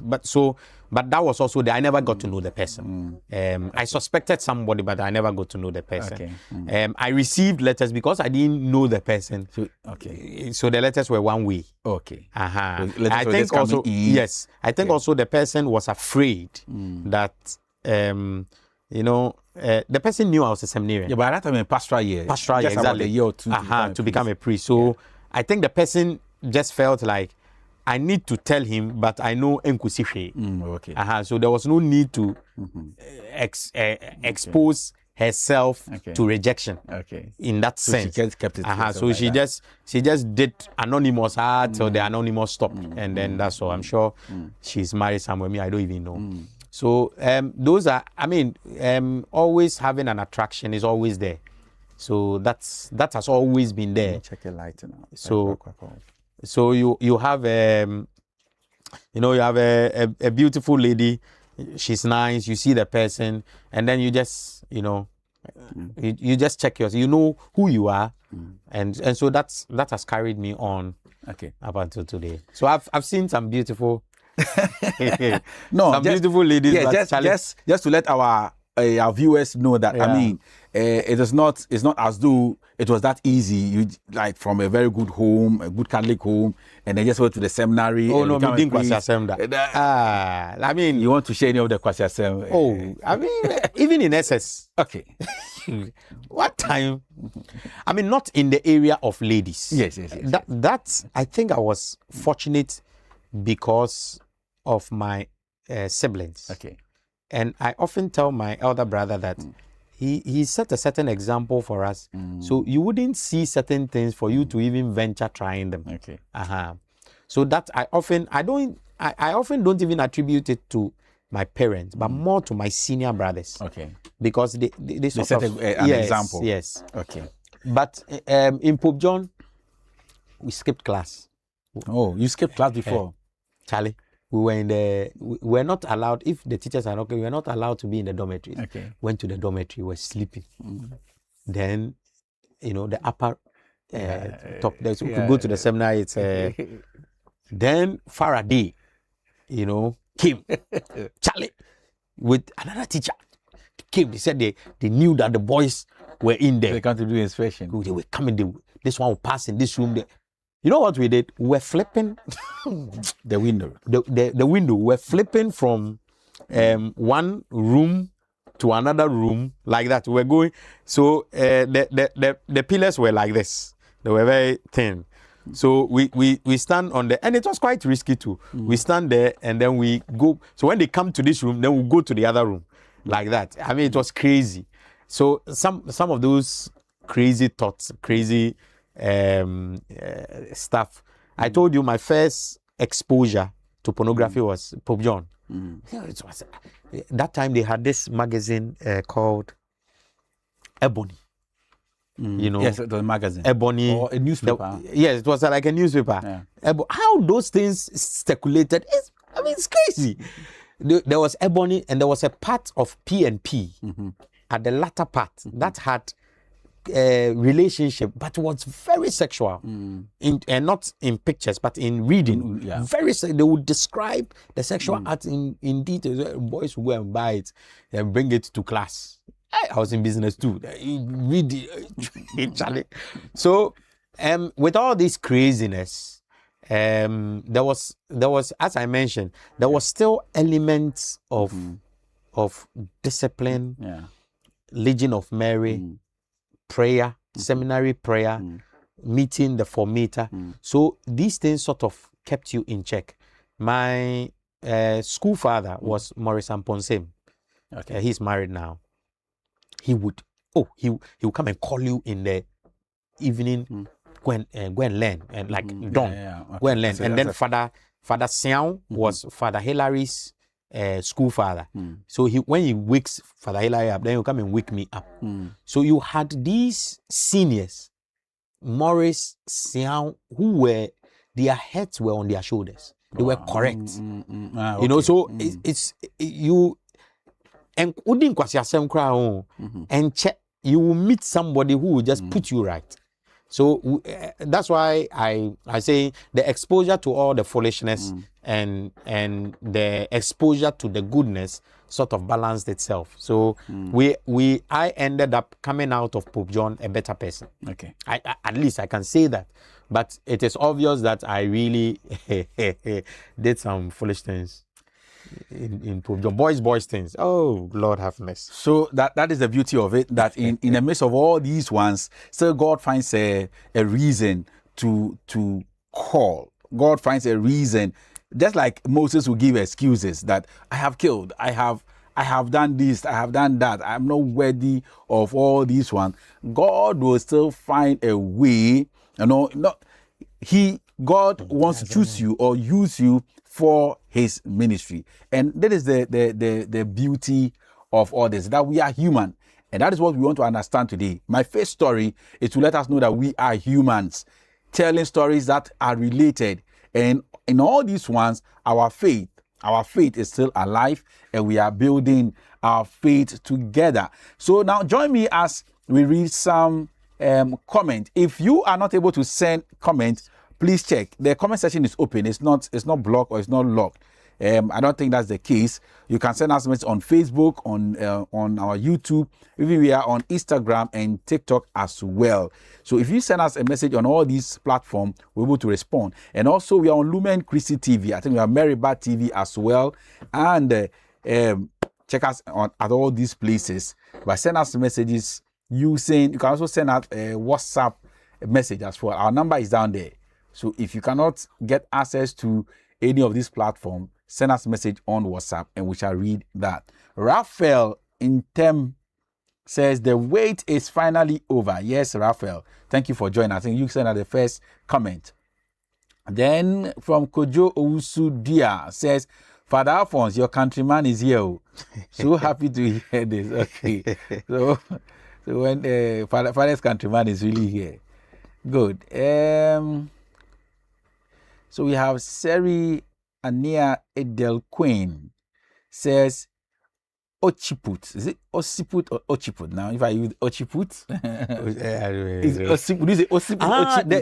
The thing. Yeah. Yes, so exactly. Yes. Ossiput. No, so let me pronounce it Ossiput or Ochiput. I don't know how to. Okay, we have to look for the spelling. The English name for Etiko.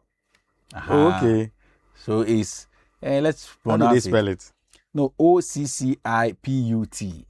Occiput. Oh yes, so, yes, that's it.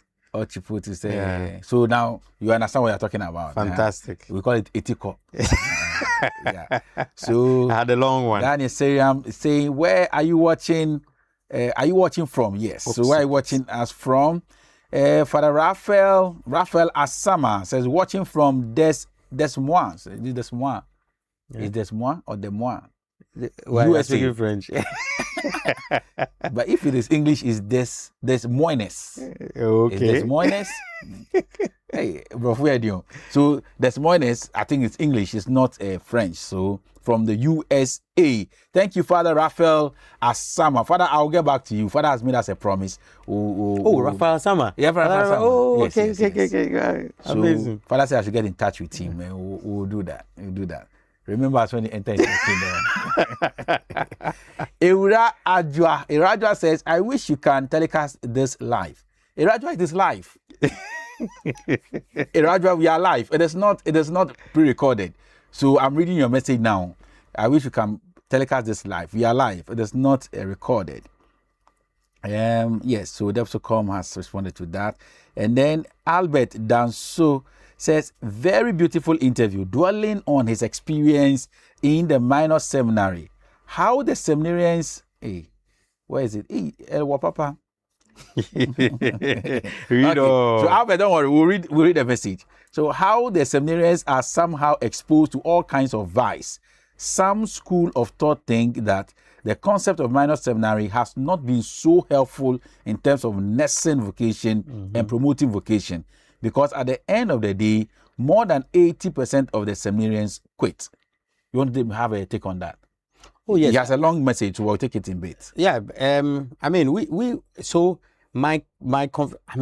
can't all go to the seminar. That's clear, but notice the consistency with which Pope John produces priests. Okay. Almost every year at ordination, it is more difficult to find in a group of ordination to look at those to be ordained and not find one of them coming from Pope John. Yeah, okay. There is every year, almost every year. In our batch, myself, Father Duku, Father Hilary, and Father Kujo.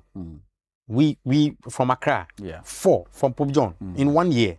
I mean, that's a lot. Father Agbeku, for our seniors. Yeah. You know, so if you put 50 there and you get 2, it is good enough to keep putting the seminary 50. Going. Yes. I think it's only in fulfillment of the scripture that says many are called, but few are chosen. But you see, the other important thing is this, that look at the formation. Look at what I was talking about with the seminary formation in minor seminary in Pope John. I would, if I am a lady, I will wish my future husband will go through such training. Okay.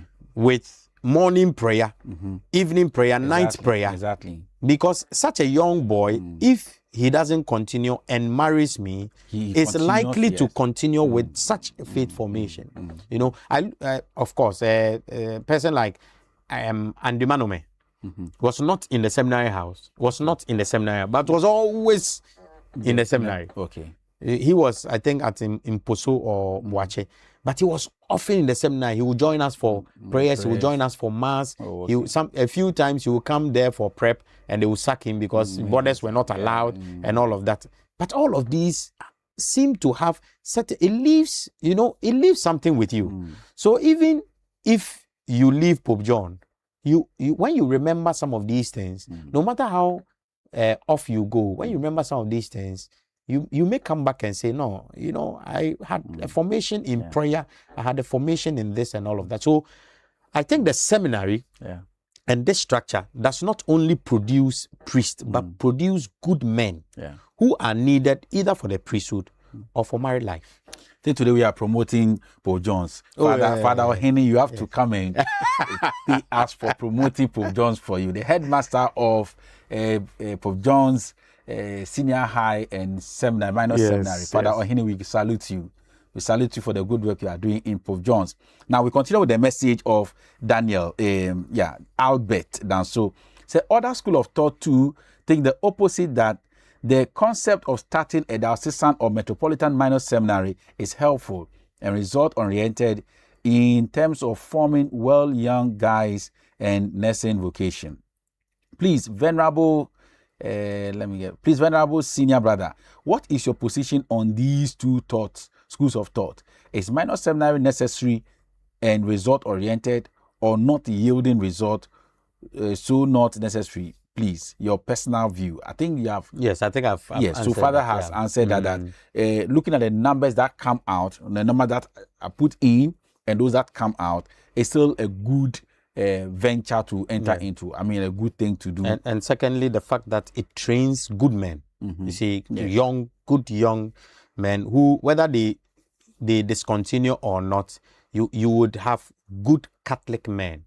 We want to, so whether they will go to the priesthood or they will marry, eventually, these are the kind of young people you are training. I wish that the whole Pope John would have that formation in the seminary house. That would be something else, but that takes a lot, because what we go through in the seminary takes a lot to have that system for the whole school, looking at the numbers. But we can do that particularly with the seminary house, because then it's a controlled number. His second concern, I have followed you, promised child. By the way, would humbly encourage you to publish books in spite of your tight schedule, for you are bright and a deep thinker. Thanks and greetings from here, Albert Danso. He's in Rome. So he's watching us from Rome. He's a seminarian, I think so. No, he's a priest. He's a priest. He's a priest. Albert's a priest now. So over to you. And he's 7 years a priest. He celebrated. Albert, happy anniversary to, I think, celebrated 2 days ago, if not yesterday or 2 days ago. I see. 7 years a priest. 7 is a perfect number. So enjoy your priesthood. Yes. So that's over to you. Any book coming out? No. No. We shall be praying for you. Good. Vincent Obiri Korang says, let him sing. Hey, Menso Yefrem is saying, you know that song? I don't know. Menso Yefrem is saying. Menso Yefrem is saying. I don't know whether it's a Pope John song. No. Maybe a Pope John Jama song. Menso Yefrem is saying. Yeah, I hope I'm reading right. Menso Yefrem. Maybe unfortunately we don't have the sound. Maybe if you are just giving me, I don't know exactly. I also don't. So Vincent, I don't know how you can help us, or you can help others sing the song. If other knows the song, I can bet you he will sing. So this one I don't know. Menso Yefrem, that's it. Menso Yefrem is saying. I don't know. I don't recall a song like that. Maybe it will be a Jama song. A cappella. Sing the a cappella. Say I love this program. So Vincent, if you can help us get the song, Father will sing it. He will definitely sing it before he leaves.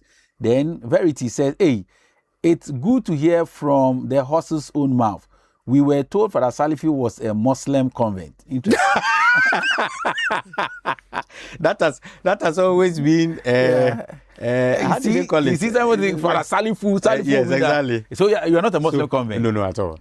So people make fun of me. Okay. But there's another Salifu. There's a Father Salifu. Yes, he is a Muslim. Yes, he was a Muslim. That's why they would think so. Yes, so Verity, maybe it's the other Salifu. No, but a few times, certain priests. For example, Father Lassie. Sometimes when he's introducing me to people, he will say the Muslim priest. The Muslim priest. So that joke among priests who sometimes say Muslim priest, Muslim priest because of my name. When some people hear it, then they think, oh, really? I was a Muslim, and that has entered some spaces, but none of my family members is a Muslim. Okay, so now it's good. We heard from the horse's own mouth. Now, Verity Agojo again says, your parents did well, pa. See solid Catholic upbringing. Your mom's convert upbringing also help. Please share that your family prayer with us. Yes, Father said a prayer. I said a prayer, so maybe they can transcribe it. Yeah, so what maybe we are going to do, we'll cut that part and then make it peace for it to go out. Or we have the write-up, we will circulate that prayer. Very powerful prayer, I thought as well. Thank you, Verity. And Verity again says, maybe Father should be in charge of marriage counselors. Just to prepare up and coming parents on how to form a good, strong Catholic foundation for their case from his personal experience. Or you want to be in charge of marriage and family life? There's somebody in charge. There's someone in charge. But if, you know, in my priesthood, I have always said, wherever God sends me, I'll go. Like what if Bishop calls me and says, I want you to do this. Okay. Okay. Maybe my next question is, why? But is it something you would love to do? To be in a marriage and family life? I don't think I've really thought about it. Okay. But I have been involved in it because of Father Raymond. Oh, okay. So in Pehe, we organize remote counseling for young people. And then we went to the university on the Dodowa stretch. What's the name?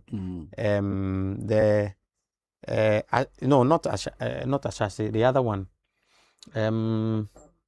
I've forgotten. It's on the Dodowa stretch. It's quite known. I think it belongs to SDA. Okay. Valley View University. Okay. We had a camp over there for young people like who want to marry, relationship, and all of that. And then we had another one for couples. You know, that time myself, Father Hilary, Father what's the name? Father Kujo and Father Raymond. You know, so I've been, my ministry as a priest has been like almost everywhere. Almost everywhere. So wherever God sends me, I go. Okay. So I will jump this one because I want to make a comment. I'll go to Vincent Obri Koran again. Vincent Obri Koran says, Father, the Meso Yefrem is saying, popular song by the old woman from Achim Ayerebi.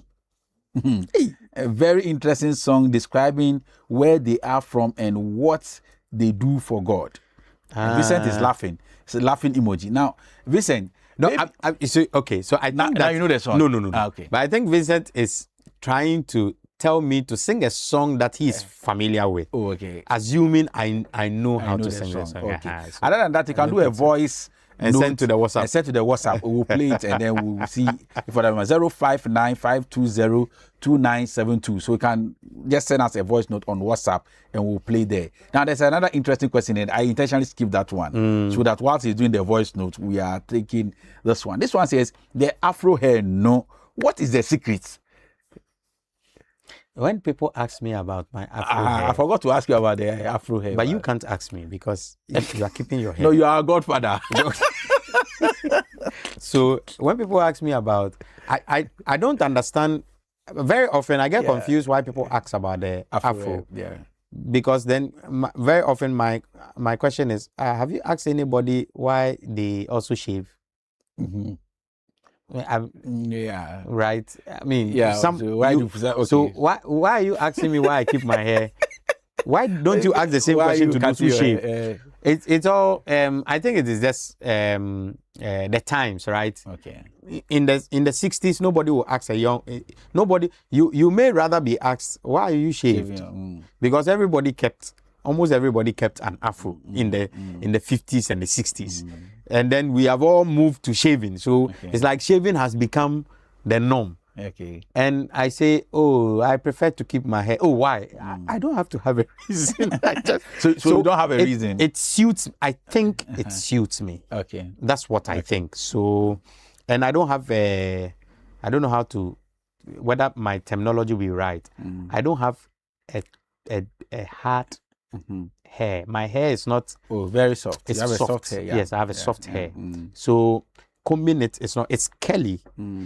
It was more curly than this when I was a child. Oh, okay. So combing it is not much of a problem. Okay. And I just like my face with the afro. With the hair. So basically, I mean, when I wake up in the morning, I wear a dress that I like. And when I'm going to buy glasses, I buy the one that will fit my face. So I'm not sure anybody will meet me and say, Father, why don't you wear round shaped glasses? No, this is what I think. If God had given me beard, I would have kept it, but that one is not there. He didn't give me. Okay. I mean, as I'm sitting, I'm admiring yours, and but you have beard. Want to so that you shape. No, that you get to know want. Okay, I'll pray for you. I'll start praying for you so that you can get some beard. After the fourth floor, nothing comes again. No, you wait and see. Everything becomes. That's right to be a miracle. Gray and wrinkles. Okay, Nana Kwesi said your afro looks the same as Father Bright. As Father Bright Fume. Yes. The three of us are always confused. People confuse. And now Father Gabianku has joined. Yeah, people will meet. No, his is unique. People will meet me and say, Father January. I said, no, I'm not Father January. Okay. Then there was one time I was standing by the roadside at Udoko. Yes. I had picked Trotro from Weja. Okay. So I was just crossing the road to go to Udoko when I was working in Weja. And I was just standing there. One Trotro driver came and then he slowed down. He said, Father Fume. And he waved, Father Fume. And then I also waved. And he saying, then he left. Then, just after that time Father Fume was at Debbie Avenue. Yeah. So I called Father Fume. I said, Father, so be a share no kase udokwa. The catcher say, now. There was a time Father Fume went to do a program at Legon. I think ITI. Okay. I was actually going for that program, but I was so tired. When I was driving there, I just decided, no, I'm too tired. So I went home. The following day, I was distributing daily books. So I sent it to, I think it was Dakuman. And then the secretary met me and said, hey, Father, hey, we talk no, hey, very powerful. And I said, oh, him no say oh ITI last week. I'm say oh me ntimi amba o. No say Father no. I'm say oh no. Na me ni ho. Look, you're confused. Who? It was not just she was convinced beyond me. Like I know I was not there, but she said, "Oh Father, oh Diagro, oh no, there be." But so it was later that I called Father Bright. I said, Father, who come and talk here now? I said, no, say, asuma to me.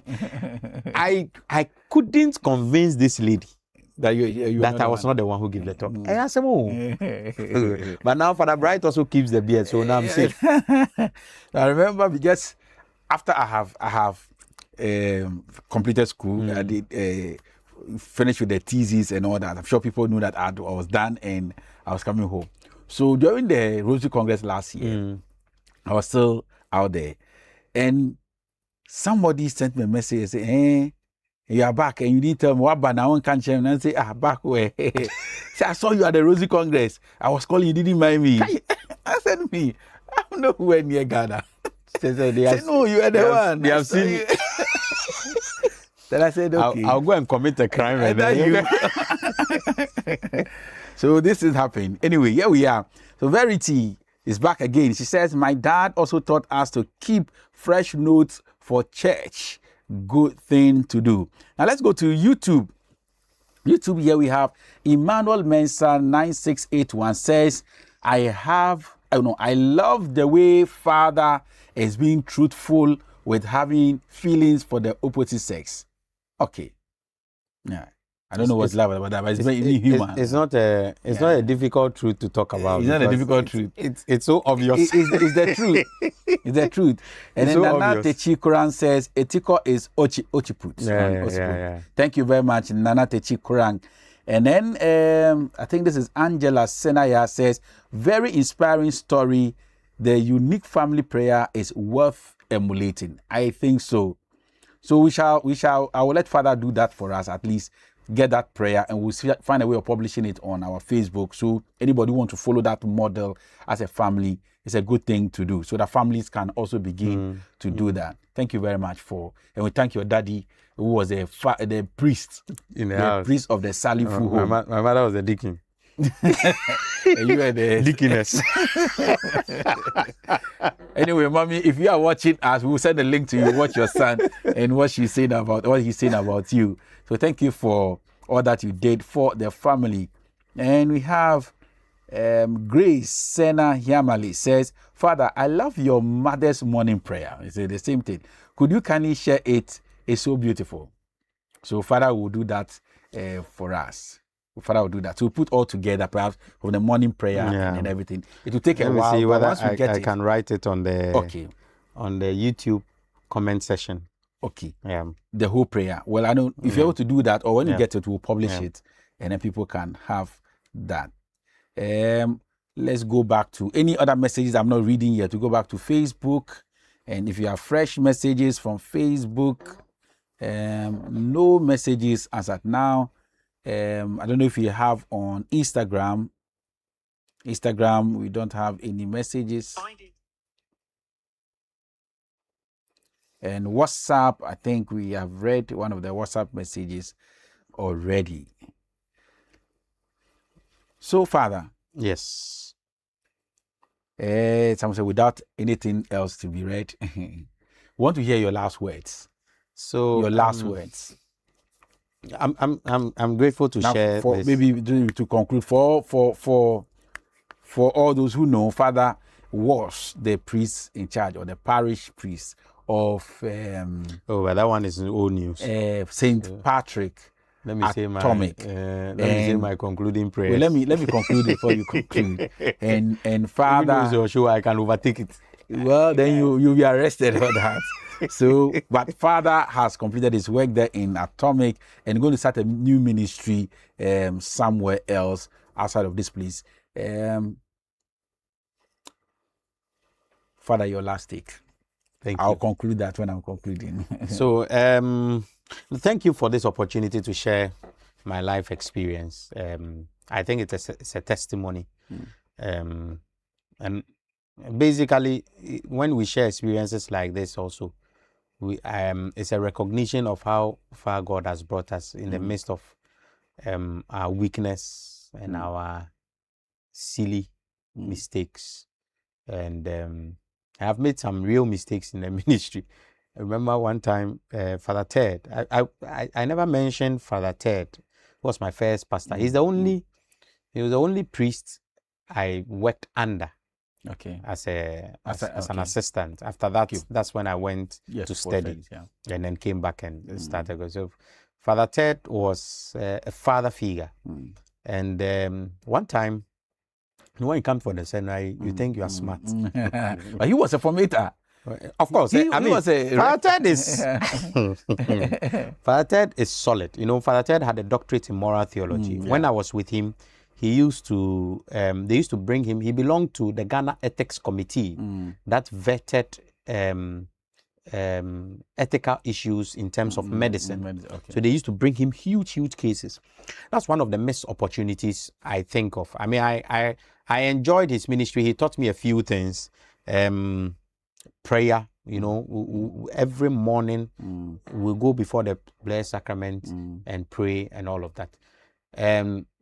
What I think an opportunity I didn't explore with Father Ted is that he had doctorate in moral theology, and he was handling all these cases, and I never took that opportunity to engage him to ask me questions. on it and say, oh, Father, these cases, how is it? Because it would have exposed me. You know, I read his book on faith of our fathers. I think that was his thesis on sacrifice. So very deep man. I didn't take that opportunity, but I learned other things. Father Ted was very calm. He never vetoed in council meetings. Even when he had a different opinion, he would always reserve it and only correct afterwards. And that was something that I learned. So all of these things have shaped. I was talking about my mistakes. That's why I brought Father Ted. And there was this Ash Wednesday. You know, in the seminary, we were taught the tabernacle is not a fridge, you know. So, and so try as much as possible to consecrate something what will be necessary, needed. And then a few for the tabernacle that will be for the sick. But of course, parish life is quite different. Because parish life, you can never tell how many people are coming, how people would, you know. So the man servant had set the place. It was evening. Set the place for mass. And then I went, I was in charge of liturgy. Father Ted put me in charge of liturgy. So I went, I checked, and I saw the host. I said, oh, I reduced it. I was the main celebrant. Then, if you are the concelebrant, is the one who sets the altar. So Father Ted went to set the altar, you know. And then when he set the altar, he checked the host. So he turned to me and said, hey, the host is small. And I said, oh, Father, it will be enough. Then he kept quiet. By consecration time, the number of people who trooped in, you know, between the time he set the altar for the consecration and by the time we finished consecration prayer, like more people had come and they all were coming for communion. The communion got finished. Hey, I was sweating. Father Ted distributed the communion. Even when I started breaking the communion, he might cry. That's what was in his ciborium. He just distributed. When it got finished, he went to put the ciborium down and he went to sit down. You know that funny jingle that you think say you be wise. So you're too far. You know, when we in Pope John, we had the saying. Unfortunately, I can't say it online. But everybody who is a Pojoba will know how to continue this. You're too far. Now, who didn't question, you know. So, that's the song. So, I mean, I learned a big lesson. Okay.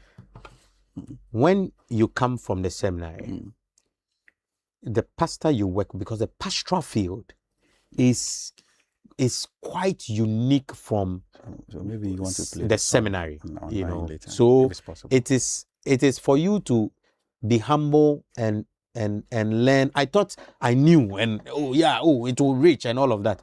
I should have listened to him, who in his old age and after having worked in the parish for some time can tell that no, this thing will not be enough. You know, so I it was a lesson I never forgot. I said, Akwalana Odie. You know, so those are my last words. I mean, I thank God for bringing me thus far. I thank God for his mercies. I have not for one day regretted I am a priest. I have had down moments. I have shed tears. Of course, these are difficult moments in the priesthood, but never doubted my priesthood. Like, you know, I've cried because of things that have happened, but not within all of that. It's like a married person whose wife annoys him or husband annoys him, but if you ask, na ukune, me don't know. No, me don't know. No, the fact that he has hurt me doesn't mean me pese me jano. No. And they will try cry one have. So that's how I feel that given the opportunity again, I would respond to the call. Have I had down moments and tearful moments? Quite a number of them. But it's all part of the soup, you know. Okay. They say the fufu is nice when the sweat is in it. Okay. We're hit by some people in the ministry or something. Oh yes, a lot. But it's all part of life. I remember when I was in Rome, after working in Behave for some time, when I went to Rome, then I had this experience where a friend pulled away. I didn't understand. I sent a message, she won't reply. You know, not she will reply, but very cold, and she stopped checking up. So, sort of, just ended we like drifted. that. You know. So I think a moment later, then I carried the courage and I asked, what's happening? I mean, this is very strange. Unfortunately, in some circles, I'm sure it was not a big deal, but in some circles, and where I heard it from, that I was having a relationship with her, I broke down. I called Father Hilary. I was in Rome by then. I just couldn't believe and where it was coming from. I just couldn't believe it. And Father Eli is like, you any? You know, when I'm down and I'm out here for Master, forget and just continue with it. You know, so just you shake yourself because some of these things also with time you realize that it's a occupational hazard. So you'll be accused of certain things. Well. I've been accused of bias, all sorts of things, but it gets to a point you realize that we are not perfect. Can I be biased? Yes, that's true. But when in all sincerity I'm doing something, I try to do it with a clear head, knowing that I did it with a clear head. Even if I make a mistake, I didn't intend the malice. It doesn't exonerate me, but at least it tells me that next time you can do better. So these have been tearful moments, and it's fine. I mean, it's almost all the prophets, they cried. So if you don't cry, Anyway, I'm sure some of you will be surprised because this is somebody who is very cheerful and happy all the time, and you'll be wondering, Father has cried or Father has down moment, and all these. Yes, as part of the ministry. If you know how many priests have been crying in their rooms every day and every night, you know how many priests, both assistant priests and parish priests, and even bishops are crying day and night in their rooms. And I would dare to say even the Pope. Sometimes I'm sure he'll go to his room and cry. I'm sure when he saw the others bombing and killing some people, you wish you can do something, you cannot do anything. You just go to your room and weep unto God and cry unto God. I mean, that is also part of our ministry. So we thank you, Father, for this time and for sharing your experience with us. We wish you all the best in your new ministry. Very soon, we know that you will start your new ministry soon. We want to wish you all the best. And we pray that when you go, please don't forget Depsocom Accra. Don't forget Depsocom Accra because we will not forget you. Yeah, we will not forget you. Maybe when you are there, we can connect via online and have an online program just like we have done before. Yes, now we know it's possible. We have always done at your service. Thank you for the promise. Now the song, what was his name? Vincent has sent us the song on our WhatsApp. We're going to play a short of that. So I don't know what's one so your friend was saying, hey, this is strange, but we'll play it and let's see. I think it looks like church people who are singing this song. Okay, so the technicians will play the song and just a bit of it and then we'll hear. Auntie Betty, Mr. Achimayebi, Minani to Trevor, to say young and you're Auntie Betty,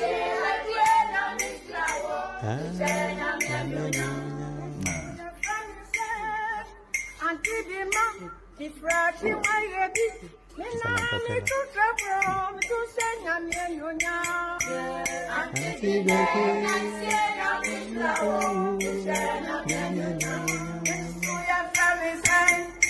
Onyamesi, Mifulachi Mayebi, Minamishi Otoyo, Kishenya Myenyoya.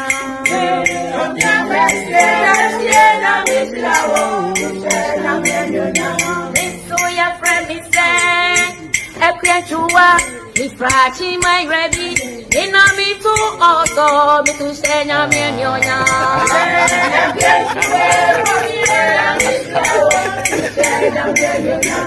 Okay. because of him, I'm going to learn this song. No.